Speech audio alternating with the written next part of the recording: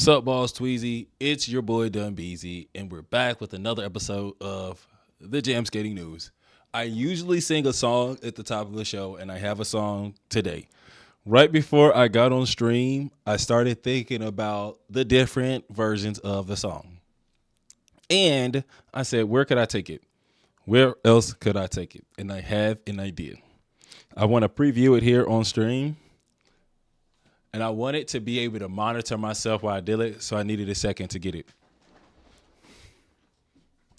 What's up, boss Tweezy? It's your boy, the Beezy. What's up, boss Tweezy? It's your boy, the Beezy. What's up, boss Tweezy? It's your boy, the Beezy. And I'm coming to you here, live from the Steezy. What's up, boss Tweezy? It's your boy, the Beezy. What's up, boss Tweezy? It's your boy, the Easy. What's up, boss Tweezy? It's your boy, the Beezy. And I'm coming to you here, live from the Steezy.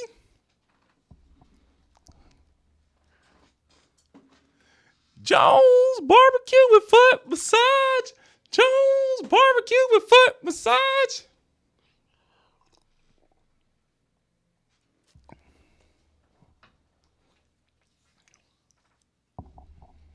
That's what I got.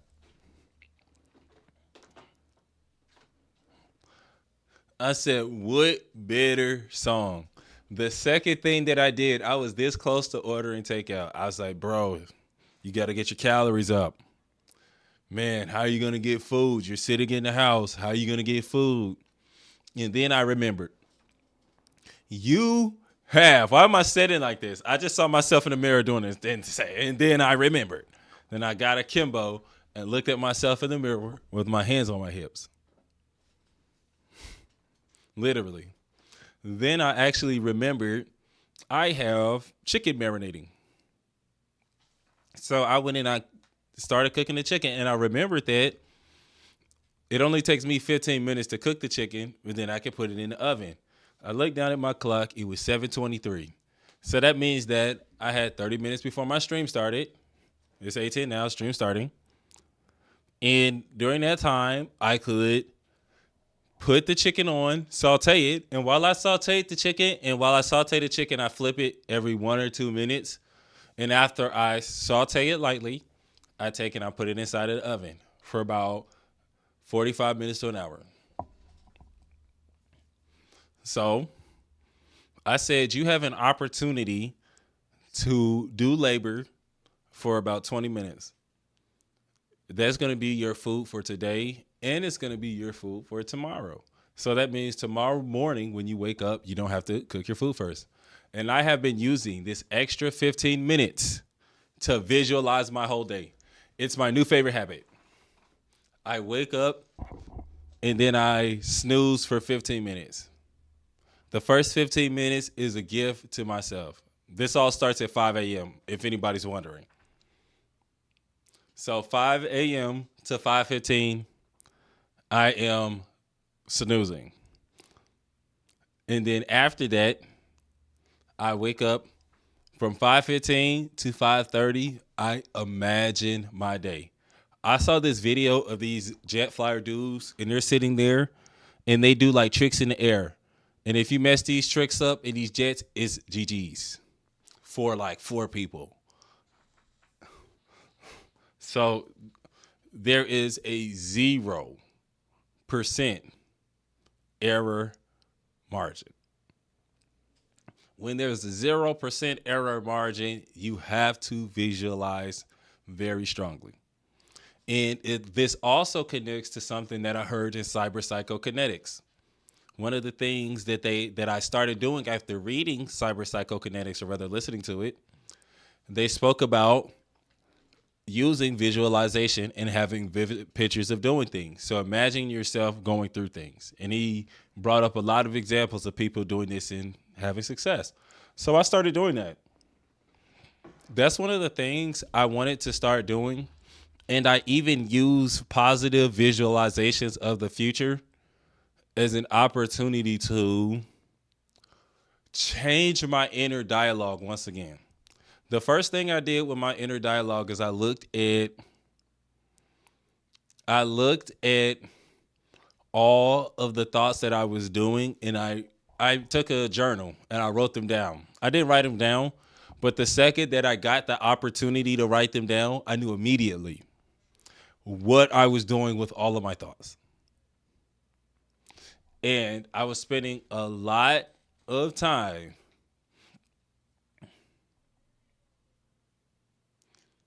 going over very specific moments. And then I took that batch of moments, and then from that moment, I always had a marker.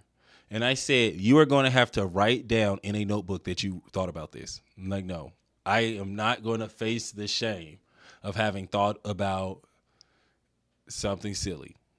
I'm not going to face the shame of, to this point now, I'm to the point where I'm eliminating thoughts like, when you want to do something and there's that thought in your back of your head that you don't have to do it. I want to eliminate that because I noticed that if I eliminate the urge to think about whatever task I have as an insurmountable task that's going to be hard, I even have just a little bit more energy going into it. So I said, I don't even want to think about that because you do that all day with your day. You do it all day with every single habit. What am I talking about for a second? Oh, yeah, we think about it is something hard. Like, let's think about, like, even getting up.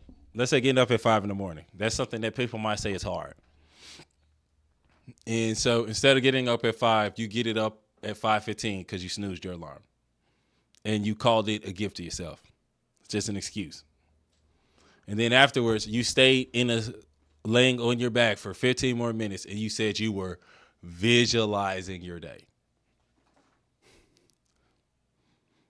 And then after that, you stand up and you're too tired to do your morning workout routine because it's going to be hard.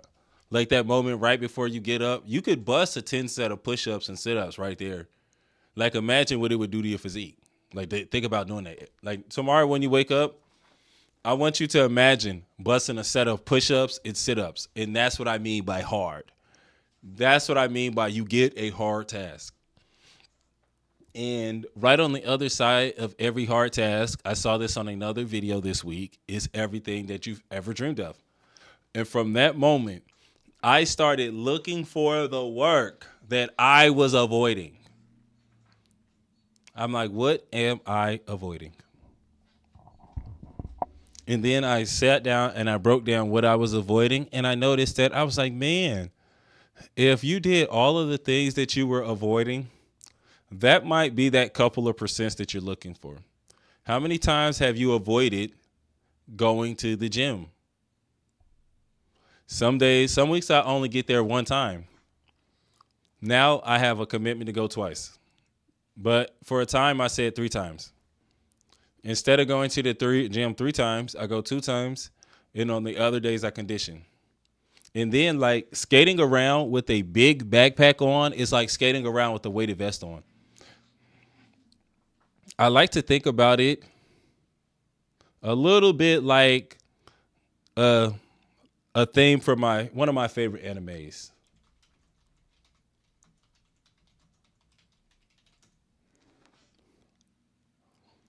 When I noticed that I was going to be carrying a bag of skates while I was inline skating, and I started to imagine the weight of my bag while I was inline skating, I started to think that it was hard. To be honest, that's the first thing I said. It's going to be hard. And sometimes when I want to commute, let me get specific. I said eliminate the thought of hard. Let me get specific.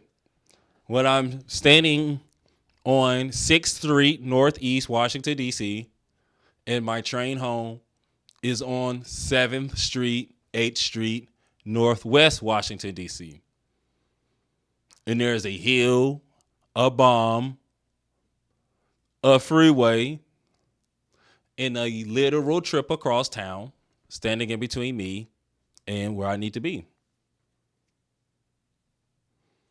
It would actually take me more time to stay here and wait for the bus. You're going to wait for the bus. And technically, you can barely wait for the bus. Because you packed your inline skates because you had to skate. I might be addicted to this. I might be addicted to roller skating. Roller skating is like crack to me. I got to take crack every day. I'm a skatehead.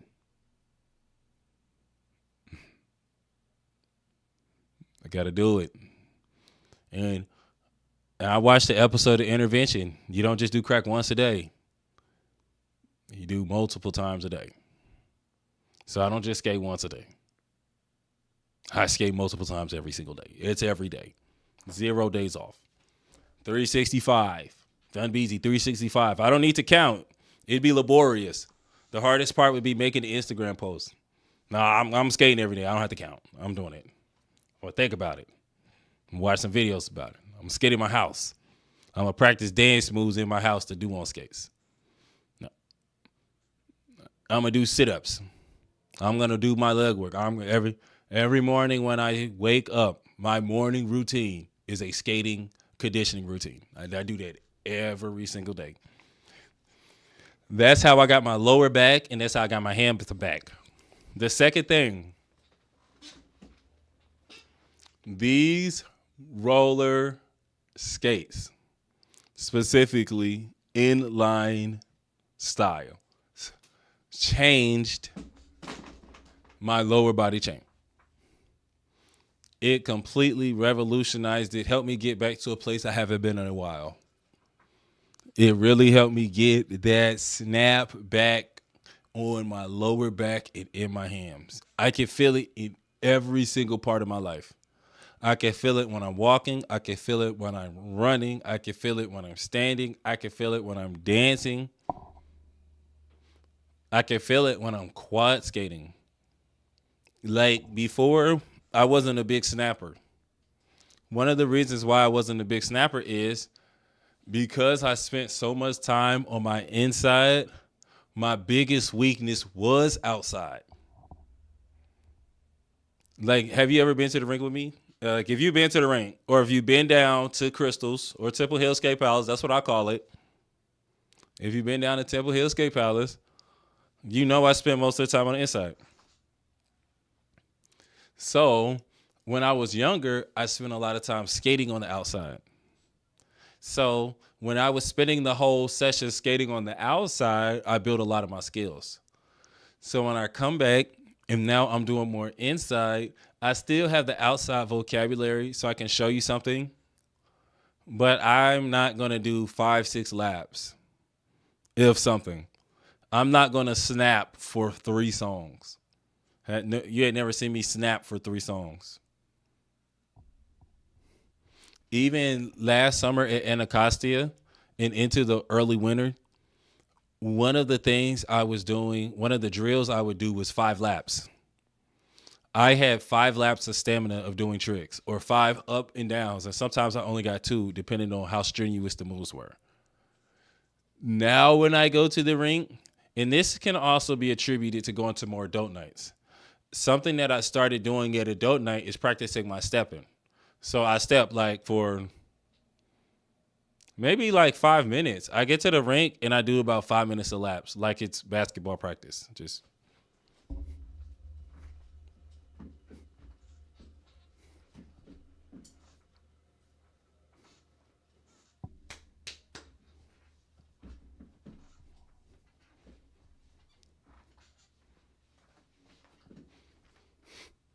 2 laps every routine. Every routine, 2 laps. And then we got a step. And now I got to the point where I'm doing it backwards. And I'm also doing it while snapping. The reason why I can do those things is because my hams and my lower back are a lot stronger from skating every single day. Inline skating to work was the best decision I have made in a while. And I didn't even think about all the ways it would be a cool decision.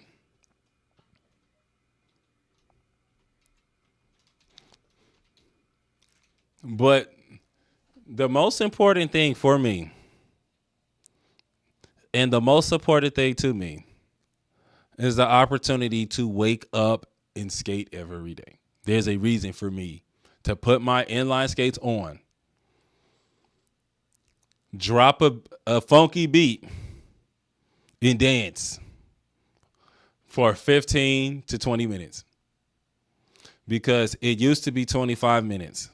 Today, I left the house at 7:25. Let me explain the story. You're gonna be wild. This is gonna be wild. It's actually faster than 15 to 20 minutes.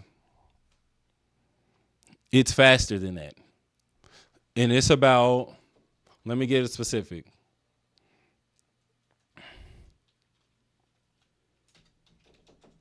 So I left the house this morning. I packed up and I thought that I had did everything I was supposed to.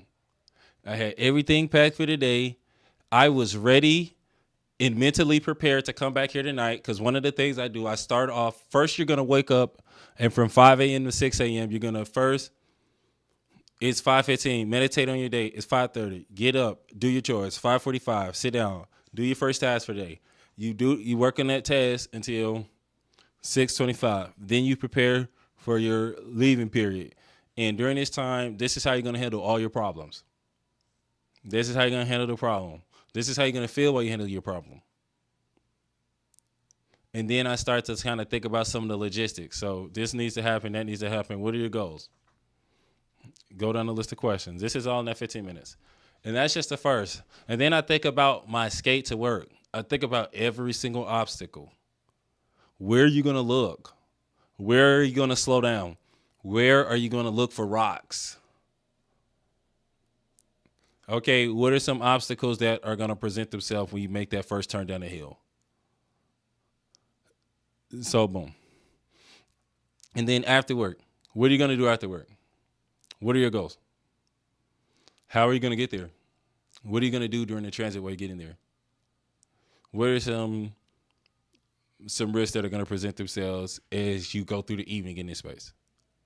How can you do this quicker?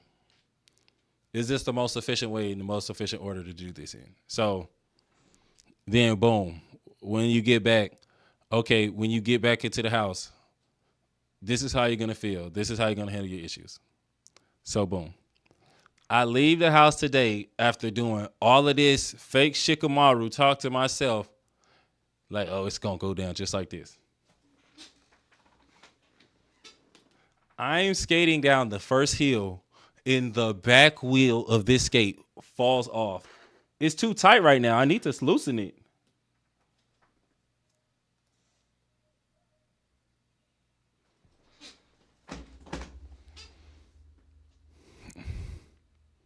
And this joint rolls off, and I can't find it. First, I noticed that my frame is starting to scrape. I'm coming down a flipping hill. My back wheel falls off. I could have fell back and hit my head on the ground. But I said, nope. Make sure you keep your balance.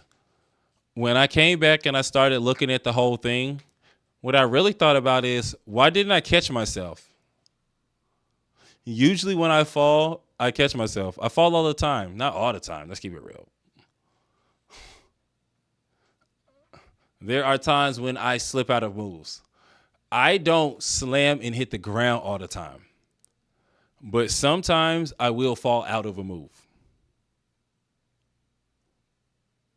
Why was this time when I needed to catch myself more dramatic than the others? That's what I really reflected on. And one of them is they came out of nowhere. So the day when I'm skating down the hill, I'm like, hey, man, one of your wheels might fall off on your way to work. So now because one of my wheels might fall off on my way to work, I'm going to keep the tool and the Loctite in my bag. I do that when I'm going skating, but I haven't been doing that when I'm going to work, and I'm officially there. I need to check my skates every time I use them. That's where these inline skates are. They're officially in. I think the aluminum is starting to stretch. If I really thought about the amount of use that I'm using and what I'm putting on the frames, I really need to take some time and investigate some bearing oil. Well, Boss Tweezy, so my back wheel falls off. And this stuff is cheap than a mud. I don't know why I don't have this.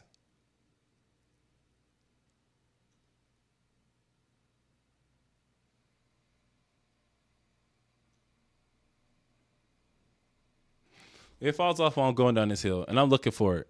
I'm looking all over the hill for it. What I really had to do is I had to slow myself down, and I had to say, stop panicking. You're late for work, so what? That's something else I really wanted to focus on in a quality I want to develop in myself. The ability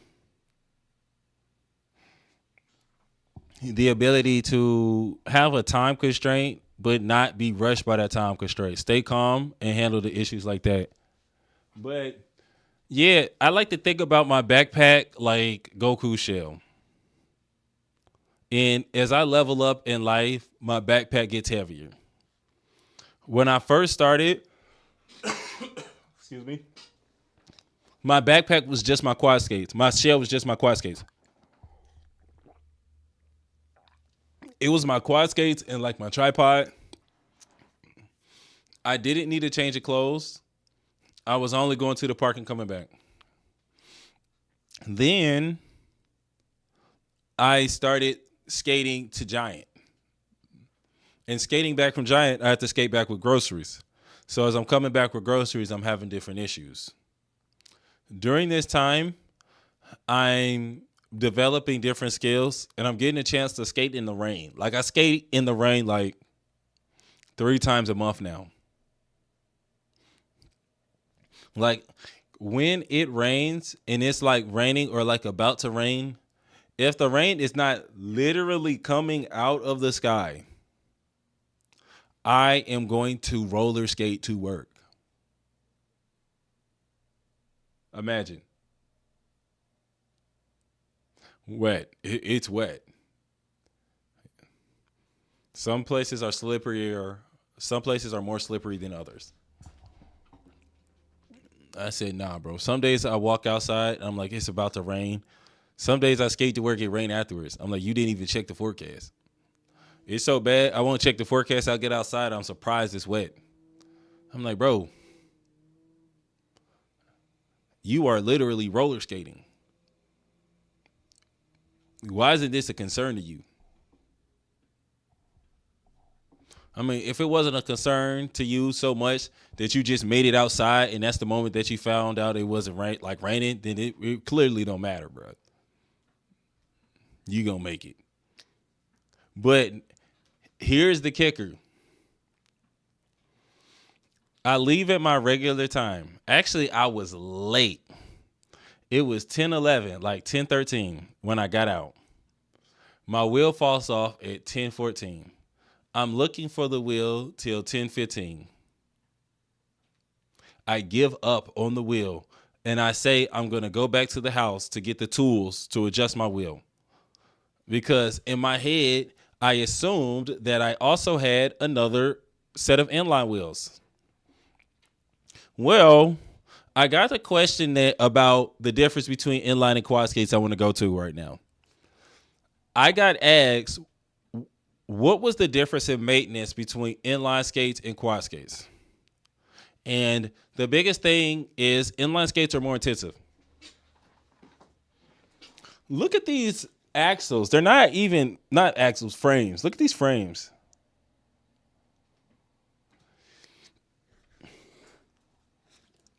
They're sharp. These things are actually kind of sharp. The bolts don't screw in on the other side. Because the frames are metal, the bolts that hold the wheels on screw into the other side of the frames. In order to take off the wheel,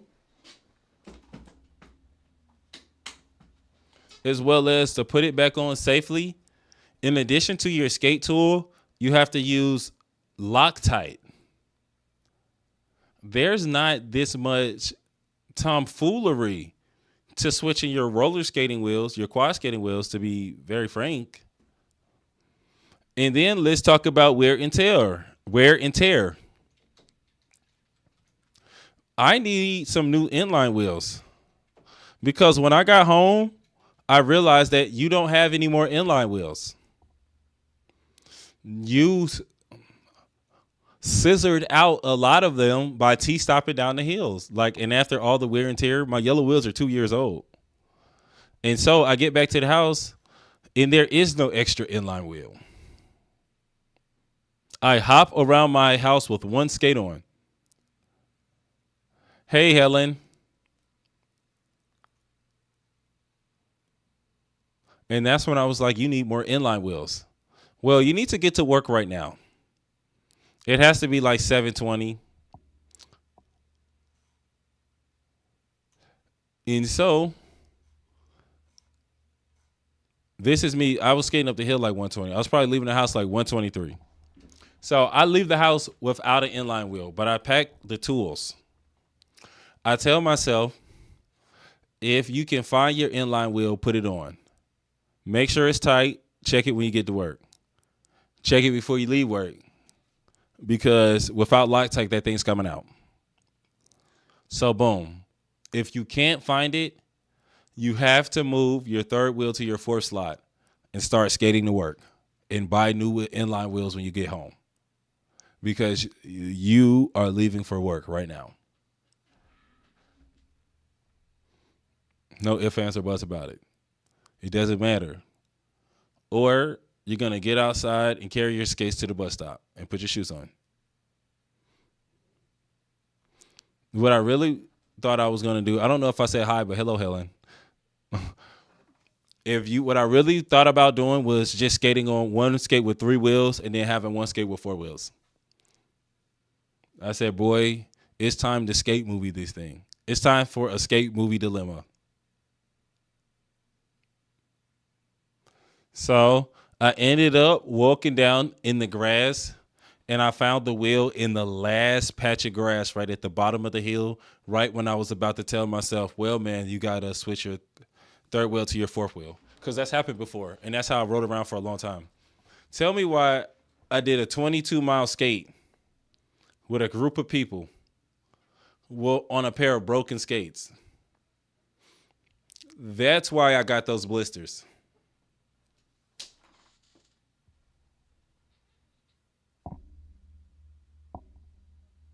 Like it didn't even register to me until I came back and I skated again and I saw people's reaction because they talked about it. Oh, you're the guy that had 7 wheels. I'm like, that's a thing? That's a problem? You're not supposed to have that? And then when I switched and I tightened my frame and then it was aligned, now that I really thinking about it, the amount of friction that I get because my frame isn't solid and then the amount of extra pushing I'm doing because I'm missing a wheel too on the same skate, it's going to give you blisters on both sides. Easy. So, boom. One thing I'm writing right now, I don't want to give too much away. 7 things I learned inline skating. So I find the wheel and then I take the wheel and I put it on my skates. I take my skate off and I put it on.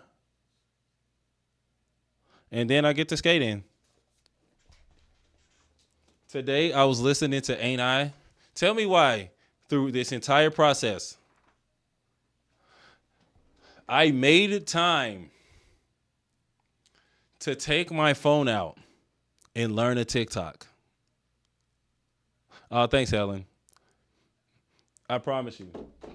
I'm sitting here putting my wheel on. I promise you, people are driving to work. I'm sitting in front of a gas station with one skate on and a tool. Not just a tool. I had Let me get both of them so you can see the visuals. I was scared people were gonna think I was doing drugs.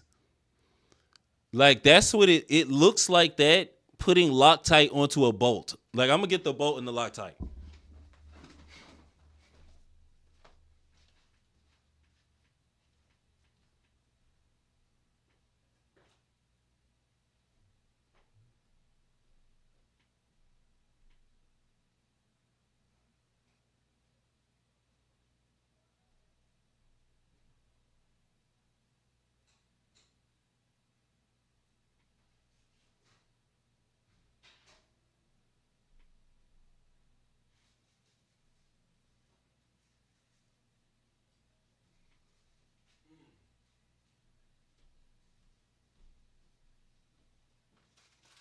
I got everything.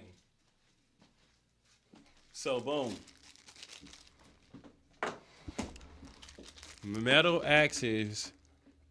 Actually, these are for plastic frames, and they're not metal. They have a bolt on the other side. They're both metal, but they have one of them has a bolt on the other side.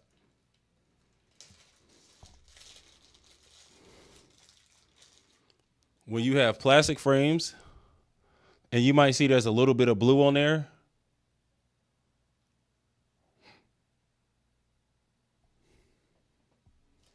That's the Loctite. These are for plastic frame inline skates. These are the ones I use. So when I was coming up the hill, I found this. So there's not like another side.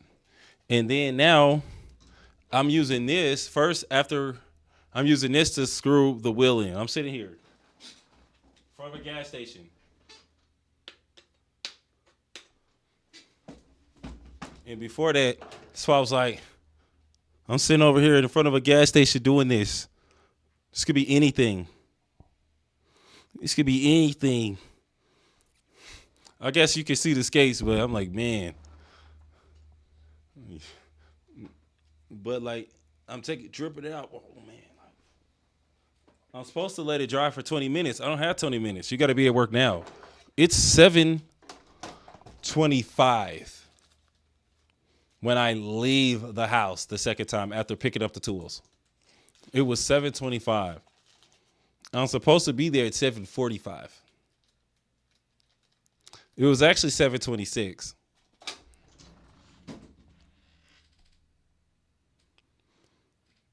And I'm talking my skates aren't on.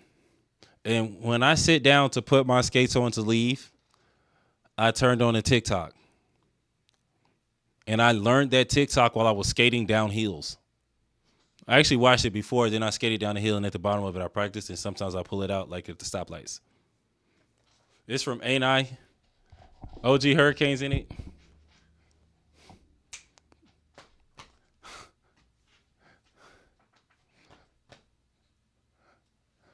I gotta check out the lyrics to Ain't I real quick.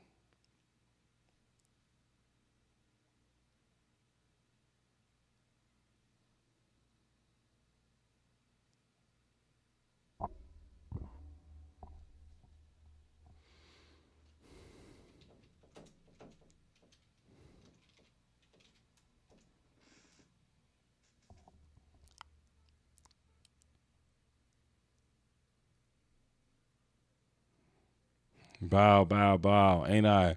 Ain't I? Let's go. Black Amigo boys, Grand Hustle boys. You got to know the boy futuristic, ain't he? My work make the J's do the jump, man, can't it? You got to know this the remix right here. Grand Hustle, baby. It's the Kings right here. We guapping, pockets extra sloppy. You got to know we guapping, pockets extra sloppy. Don't I know of the vegetables, extra cheese and broccoli? Don't young LA like to kick it like karate? Don't I be with Jay when he's serving everybody? Don't we be a Magic City throwing up the profits? Don't. Ain't me and Tip taking off like a rocket. Ain't me and Tip taking off like a rocket. Ain't my money long. Ain't I still put it on. I really like listening to this song in the morning. Because what I was really doing today was reflecting. I was reflecting on the positive affirmations inside of Ain't I. Let me get my whole square. This is what the streamers do.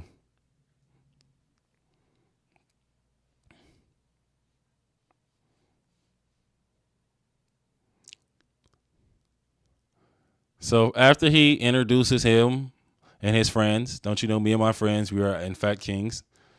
You, in fact, we're not only endowed with money, you would be aware of this fact. You got to know we guapping. Pockets extra sloppy. This is a figurative phrase to describe the amount of money that they have in fact made. Oh, they're going to take this imagery a step farther. Don't I love my vegetables, extra cheese and broccoli. I enjoy eating food or making money. Don't young L.A. like to kick it like karate.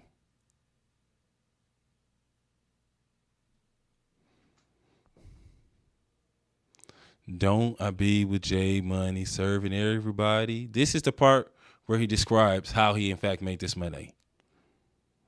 And this is the part where I really started to connect.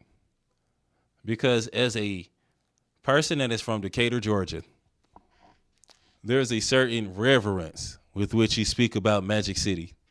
It's not just a club. Fish tailing out the parking lot, leaving magic. Two attractive women, and I got them out of magic.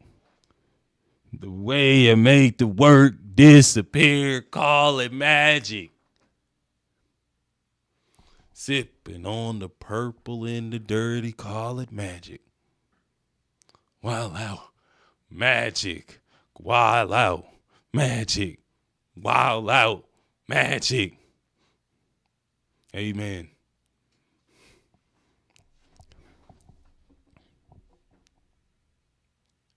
So when he says, ain't we in Magic City throwing up the profit? That's the profit. We're snap and roll.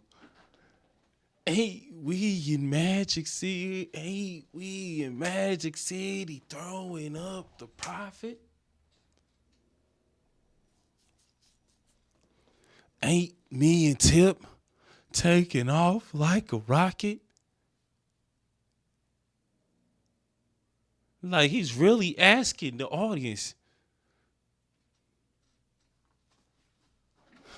haven't you realized?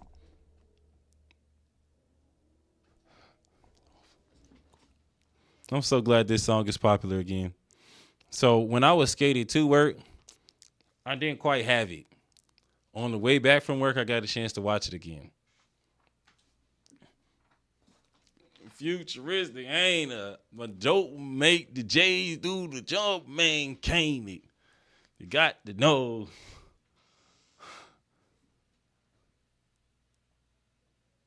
Anyway, now let's update what happened. So all's well that ends well. I made it. After I got my wheel on, I made sure to tighten it up and just cash out. I made sure to flex on the last stretch. Talking about visualization. When I was visualizing my skate to work, when I realized that I was going to have to push everything back, I also slowed down and I realized that this also meant I was going to be coming in at another time. This time was going to have more people because I'm usually there earlier. I'm about to be there right before everybody's supposed to be there. So this is late comer time. I'm like, it's going to be packed. There was more traffic. There was more traffic on the turn. There was more traffic on every street. I get there. There's a person driving the wrong way down the street. There's like one of the lanes that are like cut off because it's a school.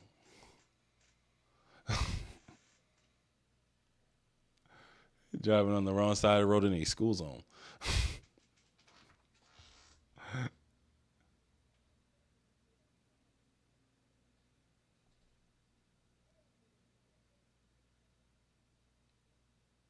Maybe they were just trying to do a quick pass.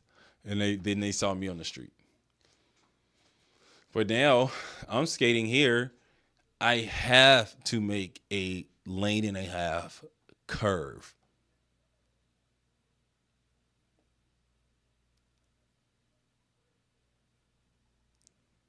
So this is dramatic. Well, all of this happens, but I visualized it before I left. 100 hours. Now I really want to see how far into the 100 hours I am. I was disappointed with myself when I realized I was on 55, and I really was on 55. Now let me see how many I've gotten. It's only Tuesday, and yeah, 411. Okay. I had another trip, and I didn't just skate to Brooklyn. Oh, before I start doing this, let's check out my snacks because I know my Julius Rock Twist is in the chat right now. They want to know about the snacks. Tell me why I've gotten to the point where I just put my snacks into this tray and organize them, and I feel like somebody's mother. Ain't no way I did this for myself. Look at this. Here's your snacks done, PC. This is how you set it up.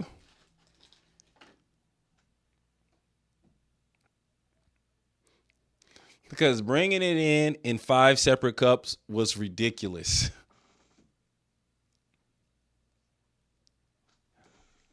I'm like, how did you think about this?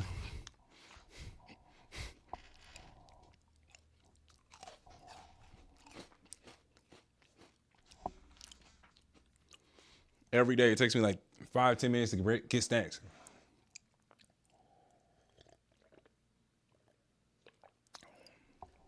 I didn't just make the skate to Brooklyn. I skated from Brooklyn on 20th Street to Chinatown. Brooklyn Station to Chinatown. And then I skated uphill home. So I still had that 0.4. So 5 miles. I had a 5-wheel inline skate last week. I promise y'all I skated on inline for 5 miles. What are you talking about?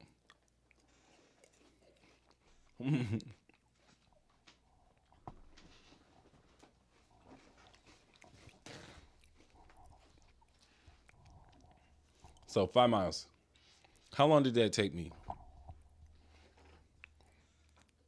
I got home and how long? Man, this let me cop 2 hours on it. Because I stopped the dance in the middle. That's why it was just 5 miles. It's Brookland.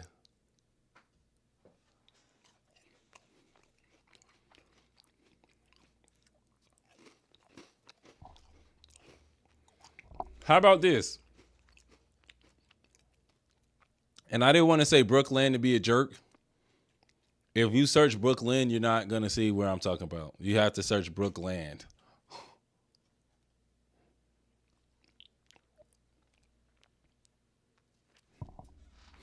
Next time I have some free time, I can do the skate again. This time I can do it coming up, or I can just take the train to this place right here. Not this place, but take the train to like Noma Gallaudet. This is Brookland. So when you watch my videos and you see this, I'm at Brookland. I need to think about a sporty fit because somebody told me that my video could be fire, but my fit was not nice. And honestly, when I shot the video, I didn't bring a fit to shoot a video. I was going somewhere else.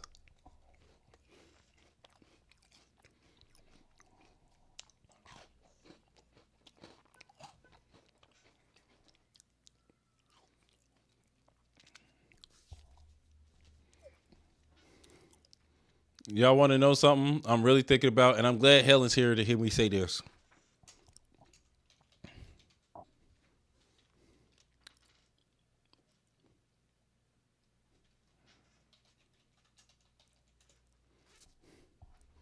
I want to be the Ashton Hall of roller skating.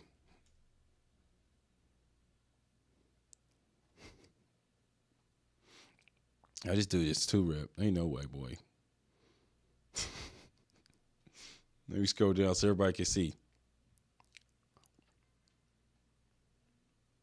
This could be my 2018. I'm in 2018 Ashton Hall. Because somebody said Ashton Hall, question mark,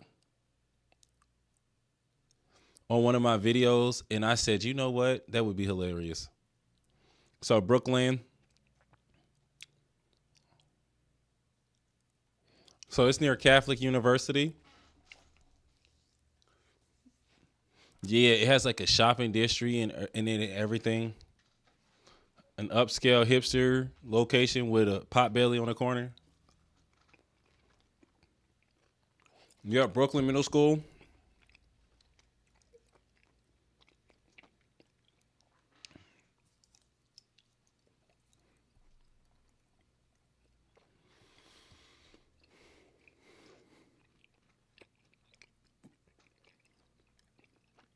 Mm-hmm. Coming up the street from this metro.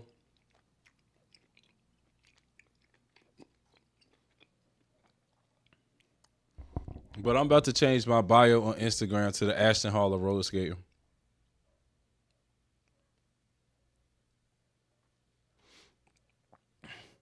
So boom. So those 2 hours, where else did I skate? In Acostia. Tell me why there is a. I didn't know it was this far. There are 2 miles in between Anacostia Metro and Anacostia Roller Skating Pavilion. I have been cycling those 2 miles.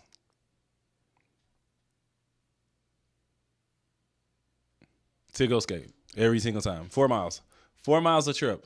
4 miles of straight up inline skating. It is massive.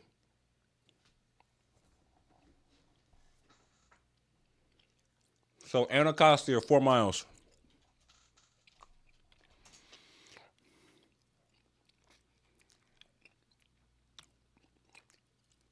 It did not take me 2 hours.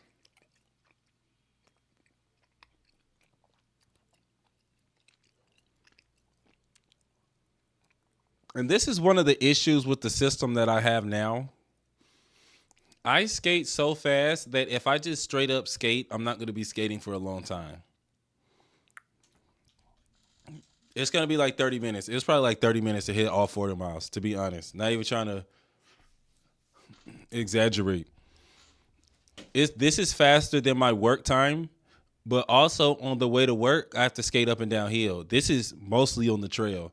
So straight up on the trail, straight up running gun, and I had my Insta360 cam out too.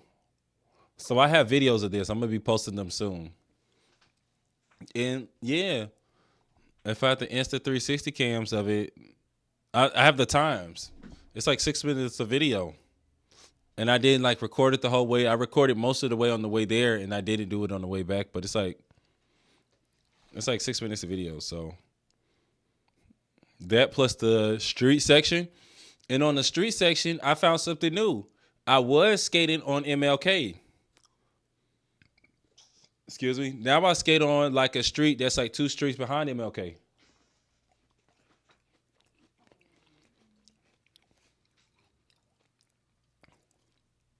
There's not even an outlet on one of the streets that I crossed before I hit the metro. I think it's in front of like Savoy.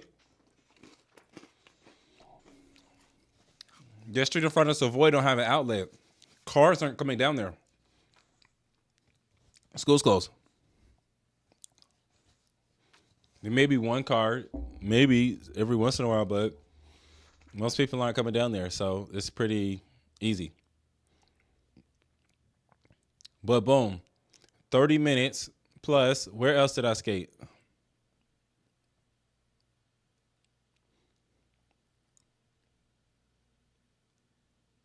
Nope. And then it's Tuesday. So 1 hour, 1 hour, 2 hours, 3 hours, 4 hours. So 4 hours in the last week. On 60 hours of inline skating. This feels so intense. 60 hours of inline skating feels so intense. 100 hours of quads did not feel this intense. I knocked out 100 hours of rhythm skating like it was a walk in the park. Is this what skating is like for y'all? Is this what y'all are doing? Is this how everybody's skating? That's what they were talking about? Yeah, I have to check with skates every time, and my leg is scraped up.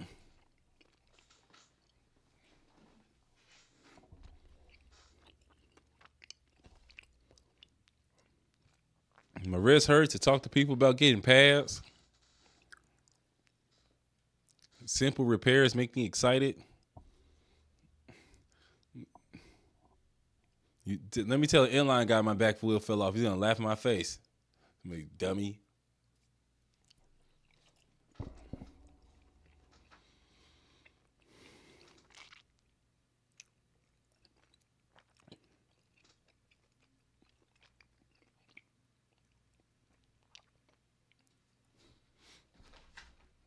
I'm trying to remember if I skated any other times but that trip to Chinatown, that trip to Anacostia.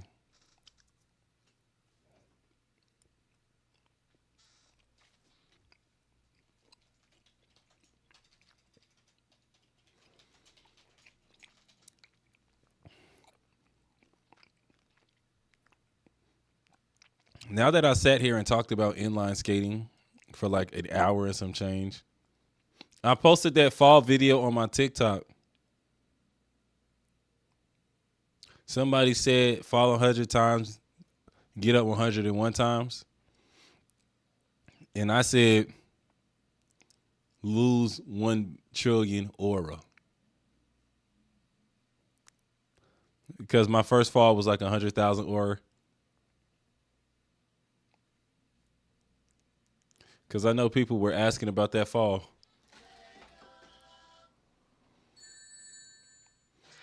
You know how dramatic roller skating is? I take a gentle fall in the parking lot, skating down the street, and it's news. Probably one of my highest converting videos. I saw some of the Sonic movie today. That movie is so good. That movie is so exciting. Every single moment. Jim Carrey ate every scene. How wizard skating changed rollerblading. How is this? How wizard skating changed rollerblading.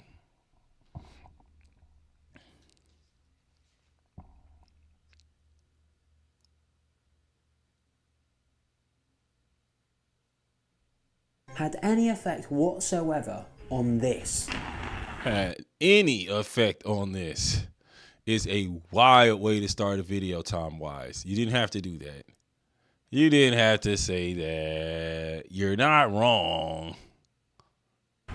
But you didn't have to go there. It seems kind of unlikely, but in today's video we're going to explore how the smooth flowing lines, swivels and graceful movements of wizard skating has changed aggressive skating from its traditional gaps, spins and grinds. All the stunts are performed by professionals. Do not attempt this yourself. Do not try any of this at home. When people think about rollerblading, the majority will picture the 90s, early 2000s when rollerblading participation was at its peak. It started very raw and unrefined in the 90s, then more tricks were developed, style and control came into play, and very quickly the amplitude was being turned up a notch, and it was all about who could go the biggest in I'm going outside tomorrow to try this. At the start of the 2000s, you had the iconic 1 foot guitar and Mind Games 1 foot Gone, which set the tone for what skating would be.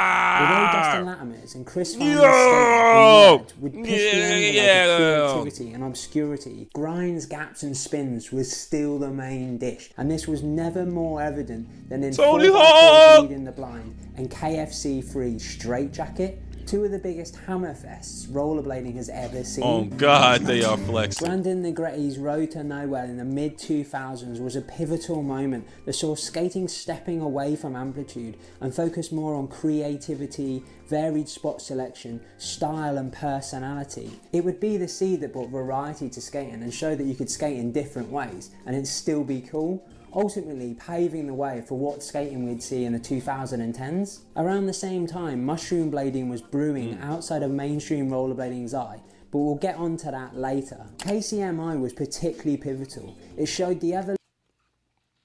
So wizard skating ruined it.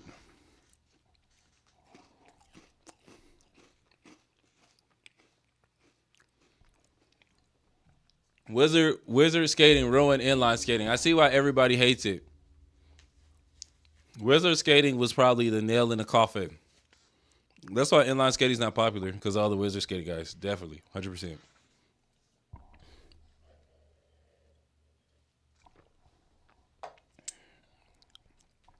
Because they took the rollerblading aesthetic and modernized it.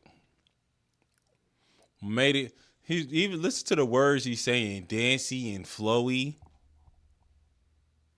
The tricks ain't even hard no more. Bro doing tricks like he in a joke video about rollerblades right now. I want us to come back because people going to be mad that I'm about to roast this trick. I ain't going to say that he not talented. You definitely got to have good balance to do this, but what in the wizard skating is this? 2010s. Around the same time, not mushroom that. That was hard. Was brewing out. That extra plie slide down afterwards, pretentious. It's actually not. That slide down was actually aura farming. He was aura farming with that slide down. I'm going to keep it a buck. Same time. But that slide in stop, aura farming. And mushroom blading. Plie, aura farming. That's not a plie. He did a pencil turn, aura farming. He goes, He come up the block. And this is as an artistic skater saying this before somebody clipped me and say Dumb Beezy was flaming inline skaters and artistic skaters at the same time. Slide into the wall with one of these, slip out. Then he come off and slide down like he emo. Or he dancing like that dude, that older dude in the bar. That's my dog. That's my dog. And dudes was talking about this is the future of inline skating. Was brewing outside. And this right here, I'm gonna do a heel spin after rolling up a hill. In rollerblading's eye, but we'll get on.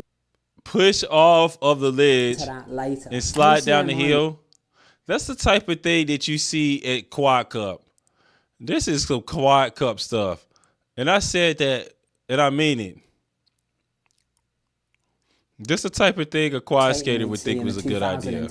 Around the same time, mushroom blading was brewing outside of mainstream rollerblading's eye, but we'll get onto that later. KCMI was particularly pivotal. It showed the evolution of skaters who were the main names in the 2000s, like Chris Farmer, or Bangers, Colin Cowsill, or Bangers. They could drop hammers, or Bangers, more creative, less traditional approach. Okay, Bangers, and it seemed to signify that Bangers was changing, and it was a first for something. Whoa, more. okay, maybe. It was filmed from 2013 to 2014, which also coincides with the release of the first Wizard. Let's break this down for a second. This is a $400 or $500 frame. Why did I get online and start dissing wizard skating? They don't need no more hate. frame from our man. I ain't even Leon listening to the Basson. video. I'm If you're just talking into the vids trash. and you want to support me, you can give us a like. I've also got merch you can get your hands on. There's a Patreon, or you can become a channel member from like $2.99 a month. Sneak peeks, exclusive videos, that kind of good stuff. And the support really helps. So who is Leon Basson and what's a wizard frame? Leon is the Russian-born, Israel-raised, Vancouver-living creator of the wizard frame. A keen, aggressive skater who can actually be spotted in VG4 Brass Monkeys when he bunked off school to catch up with Arlo Eisenberg and Rawson Riviera. He started a skate shop called Shop Task, saw the demand for rec skates, so ended up selling a Rockaby. Realised the quality was pretty shoddy, so he was like, I know what to do. Let's move on to speed skates. The quality was better, but people felt that they were skating around on top of Ferris wheels, and the cuffs weren't actually that supportive. Sabre was the answer. A hard boot with bigger wheels and neck, but smaller wheels and speed, so you wouldn't feel like you're at the carnival. In the pursuit of a more enjoyable skating experience, he thought a slightly bigger wheel at 90mm would help. The reason why I like the 90s is because it gives you this nice stable base. So I thought that 90 would be that perfect happy medium that can cover all sizes. People seem to struggle I like my 80s. with the 90 at first, but Leon was onto it. Once you start wearing out the wheels, they feel perfect. You can turn, you can do everything. When he was rotating customer wheels, he noticed a pattern of wear and thought, if he could recreate this, it would reduce the braking time. If we can have those 90s slightly rockered to make it a little easier for the kind of breaking in period. New wheels in a rockered setup would give the best ride experience straight away. So he invented the wizard frame to do exactly that. That was kind of the idea for the wizard. The natural rocker frame was made to solve customer issues and bring enjoyment back to rollerblading by providing comfort and the most the frame takes advantage of a 90mm wheel, and then it adjusts the angle of the wheels to create the wizard angle. I promise you, I will cook anybody that got these frames on. You might as well just do gear.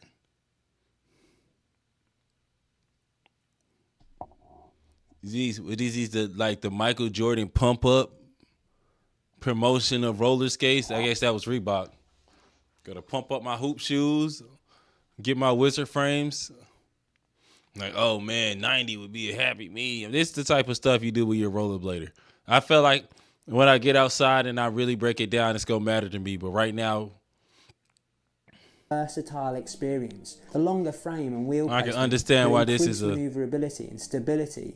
The larger wheels allowed you to attain higher speeds, a better glide, enhanced shock absorption. Woo, that was a pretty high jump. Better flow. It was like a nice mix turn. of hockey, speed, rec, slalom and trick. Not specific to one, but excellent for all. You could pull off flowing movements Very as if versatile. you were ice skating or skiing, combining body weight position with the wheel edges to catch momentum and transfer energy in all different directions. These attributes would provide the potential for new, I like that toe wizard-centric twisting. maneuvers. And this is when you start to see aggressive skating wow, that and was pretty wizard cool. skating inspiring each other. Okay, In so he comes got a mushroom little bit of a blading, which I groove in the mentioned middle. earlier. Around the mid-2000s, Todd McInerney and Joe McGarry had become tired of mainstream skating. Every picture in the magazine was jump on, slide down. It went so over the top that I wanted to go more in the weird direction. I wanted to go more in the weird direction.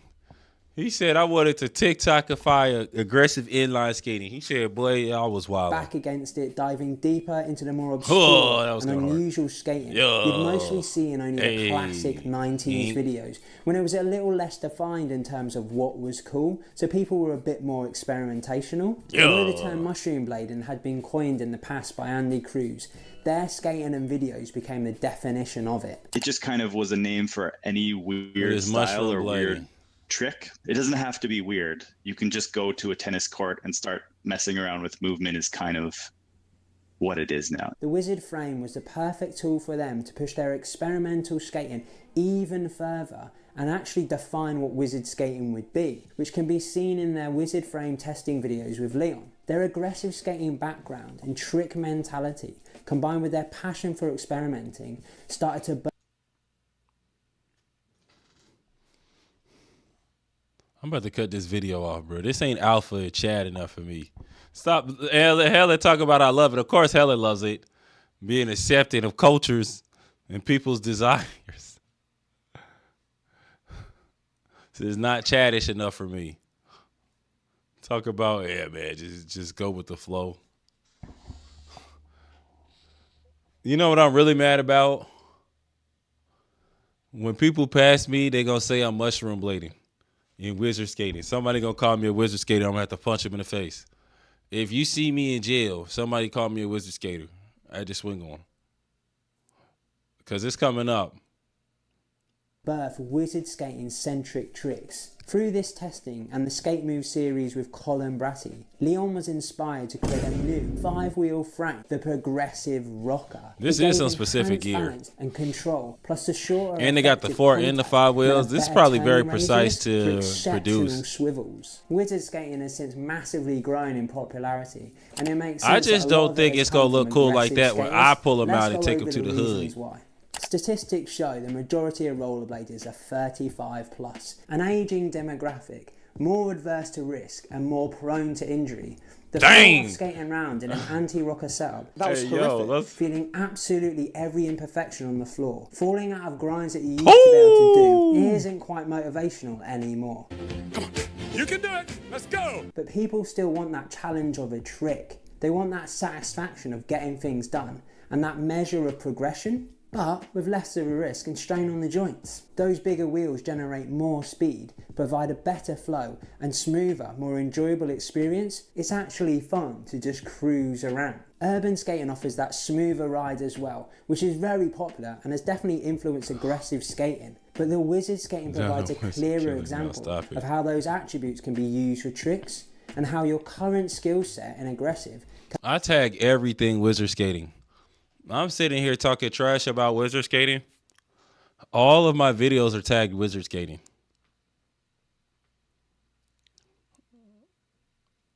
I just got to be honest about what everybody is going to say.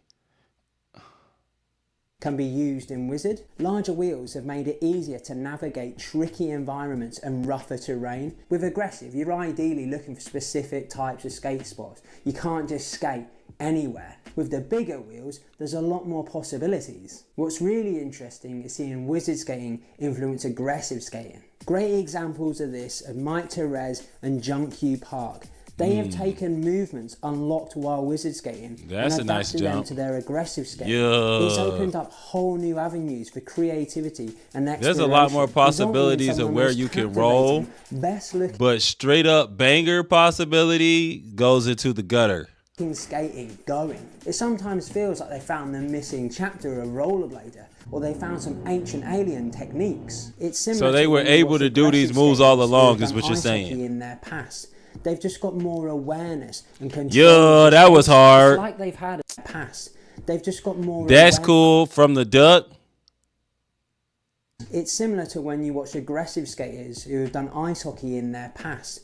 They've just got more awareness and control of the skates. It's like they've had an extra couple of decades experience, and wizard skating is a turbo version of this. Figures like Mikhail Witzeman and Colin Calso have also taken to the wizard skating, with Mikhail even using it as part of his USD Pro Introduction edit. I sort of had like an epiphany when I saw people like Leon and Stu doing like some of the wizard blading stuff. They had both previously shown an aptitude towards technical movement, but the wizard skating has clearly extended that. Maybe the magic with rollerblading is seeing people be able to spin on the ground without leaving the ground. And when I saw the swivels, the gazelles, the lions, toe presses, heel presses, where people were finding creative ways to use the ground, I thought to myself as like a traditional tech ledge skater, like I need to reimagine how I'm going to skate, how I skate and Stop this, boy. Stop this. Stop this. Is wizard skating gentrified rollerblade rhythm skating? Because that's what I'm really getting for wizard skating right now. I can't be a wizard skater. I'm clearly doing dance routines. There's Nobody has ever called me a wizard skater. Nobody's ever said, "Oh, he's wizard skating." No. That's a African American dancing. That is an African American male with his exaggerated swagger dancing on a street corner in rollerblades. This doesn't have anything to do with the wizard movement or the mushroom movement. If you don't know now, you know. If you didn't know. It's talking about spinning on the ground. What if we can spin on the ground? I'm about to flip this desk over and say, in word, please.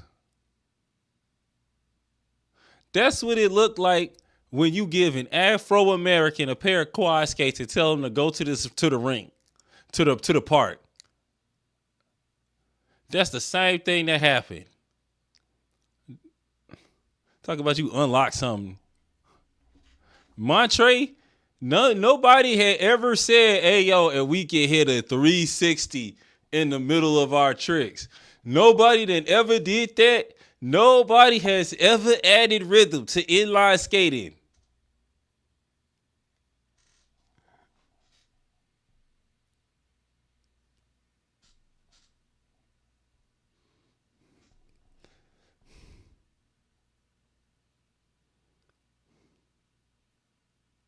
And perhaps incorporating some of these movements. Wait, no black people don't do this. My technical skating This would have even been more different. Inline skating would have been different if black people had adopted it.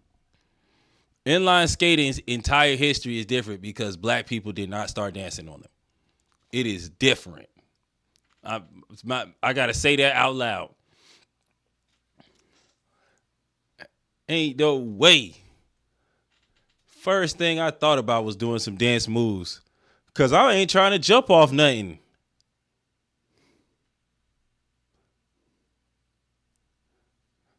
What you mean you had to get 35 years old to realize jumping down 10 steps is a silly idea? Hey, yo, bro, maybe we shouldn't be doing these bangers. Like, yo, if we dance a little bit on the ground. The first thing, do you know why I really dance on skates?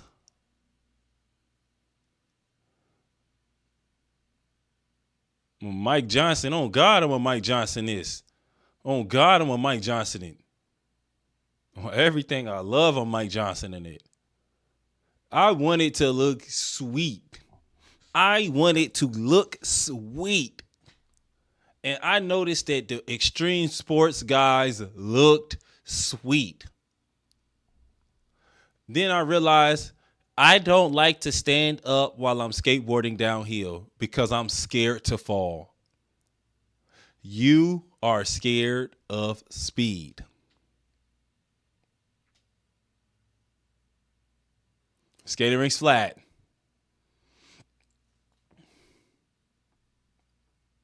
Doing all types of turns in that thing. First thing I did on my inline skates was start dancing. I hadn't even looked up the term wizard skating. No, I didn't need a special boot to get my frame modified, to buy special wheels, spend $100,000 on research.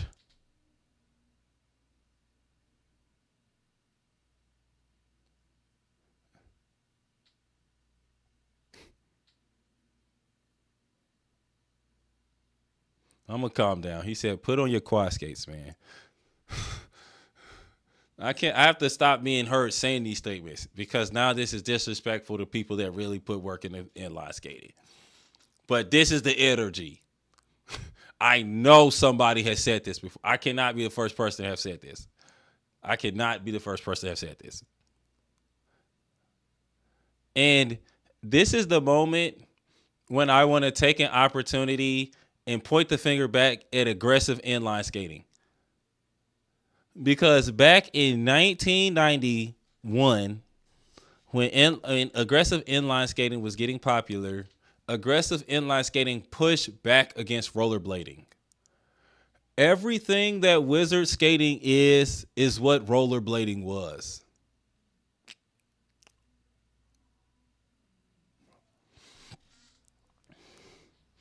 let me finish watching this video before I get into the inline skating slender. Seeing people translating it to their aggressive skating, plus more exposure to it via social media and edits, it's become more evident. I promise you I got that move. I promise you I can do that. Even for those who don't practice with not because it's hard, but because it doesn't involve a ramp. Thing to do. It's the trend to look like you are fully in control of those skates and your body as well. Yo, then skating we started is dancing. very much focused on creativity and being unique these days. We started editing it like a dance video. Hey, yo, what if we started dancing? It's crazy. 30 years of rollerblading under our belts, it can feel like you've seen a lot of it before. So doing something different is a great way to stand out. Adopting wizard skating techniques can give you that edge. There have always been creative skaters that have bucked the trend and gone against the mainstream. Yeah, children's from parks Nick with it. Riggle to Latimer, Charles Dunkel to Scott Blackmore. I like the toe manuals on the stuff. Martin, spinning on that little place was cool. The mushroom blading boys. Hey, drop them in the chat. Unless Unless they're a wizard skater. If they're a wizard skater, I'm gonna have to ban you. Even more What they call the mods. Especially with the right setup. Beyond just the tricks, I think wizard skating has influenced people to actually experiment with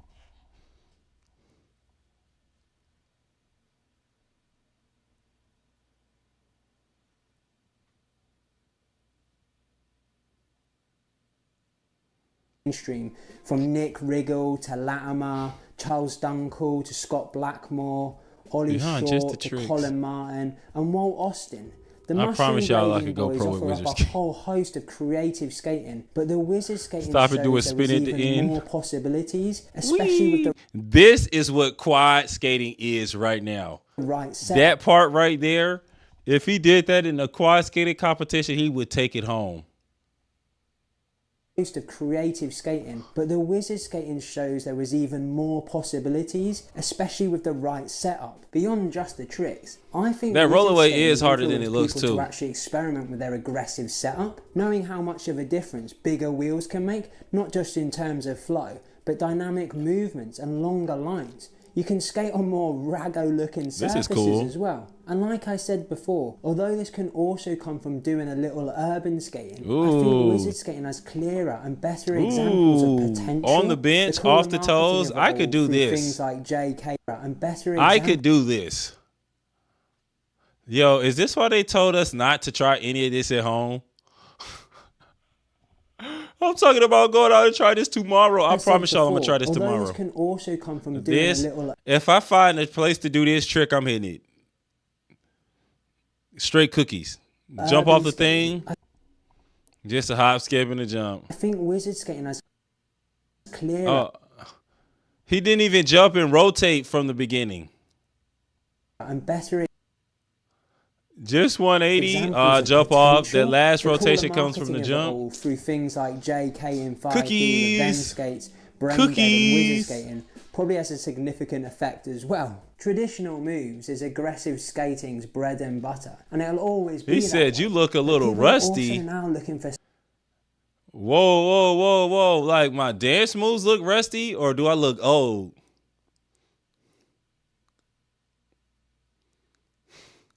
Rusty?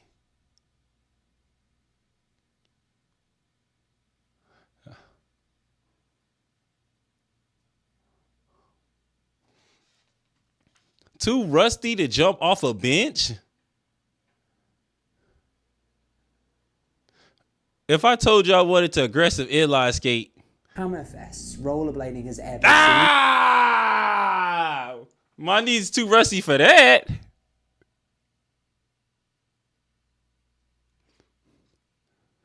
That's the beauty of wizard skating.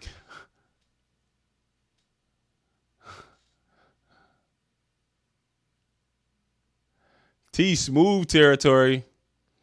Hey, T Smooth territory. Hey, do you think I go to bed at night and say T Smooth is better than me? Do you go to bed at night and say T Smooth better than you?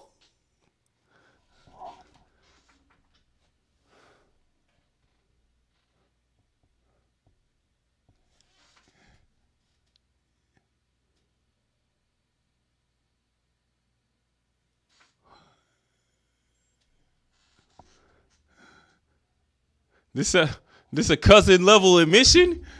I had to bring that up. Go to bed tonight and saying another man can skate better than you is a cousin level admission.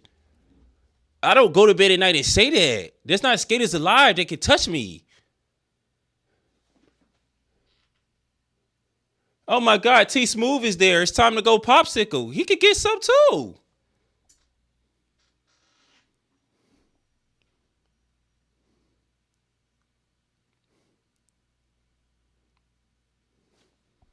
I don't know. Why would I go to bed at night? Yeah, they're just skaters is better than me.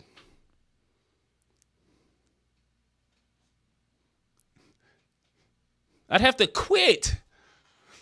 How would you? How are you gonna be a competitive roller skater? Talk about other skaters better than you. And then let's talk about this, because there's gonna be people that people bring up with your name. You gonna see what they doing and do something about it, or you gonna turn 40, 50 and be talking about there was grown men that could skate better than you. And if I showed up and this other skater showed up, they was gonna take me out. Yeah, Dylan got a backflip. I don't care if he got a backflip. You think I ain't seen it? Tony Zane got a backflip. Rando's got backflips. Who ain't got a front flip?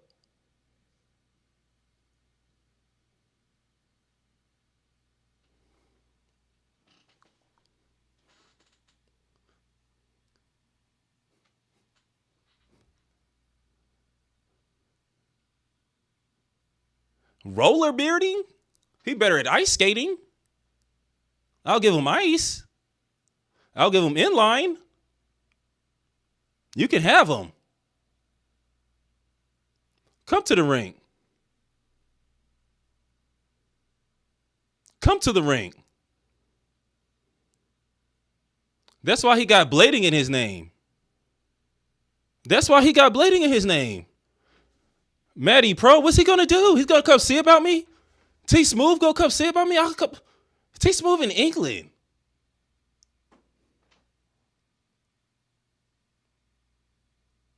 I would love some beef. You scared. You scared of people spinning because you ain't me. If you was me, you wouldn't be scared.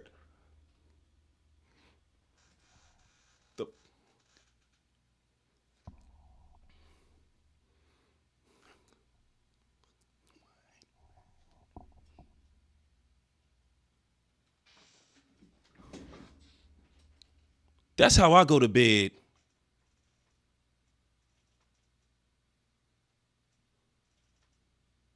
You think I'm talking about going to nationals because I'm scared of T Smooths? I'm going to see him in the first round. If I don't send T Smooth home in the first round, I can't go to the finals. Who cares who it is? Matty Pro, I don't ice. Matty Pro, I'm tired. I'm not talking to you about ice no more. I'm done with you, Matty Pro. I'm talking to the skaters talk about being somebody right now. Stop being scared of the ops. Man, I get hyped up thinking about T Smooth being there. I hope he there. I hope Dylan there. I hope Unseasoned there. I hope Solo there.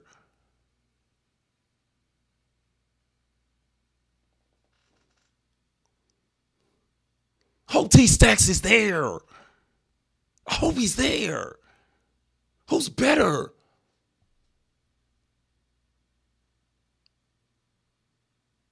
I hope Spence is there.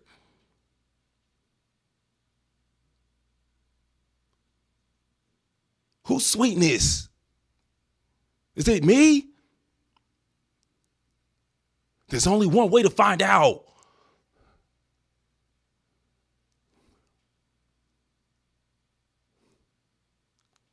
Man, I'm going to Phuket. I might. Ice is an audience. That's the biggest thing. Maddie, I don't know who you are. I'm sorry, Maddie. I'm not arguing with you. Thank you for commenting. I'm not arguing with you.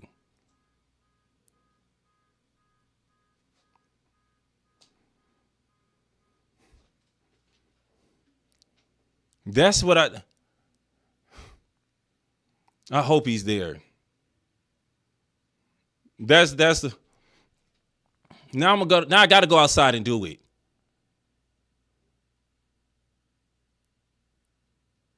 Drop a clip.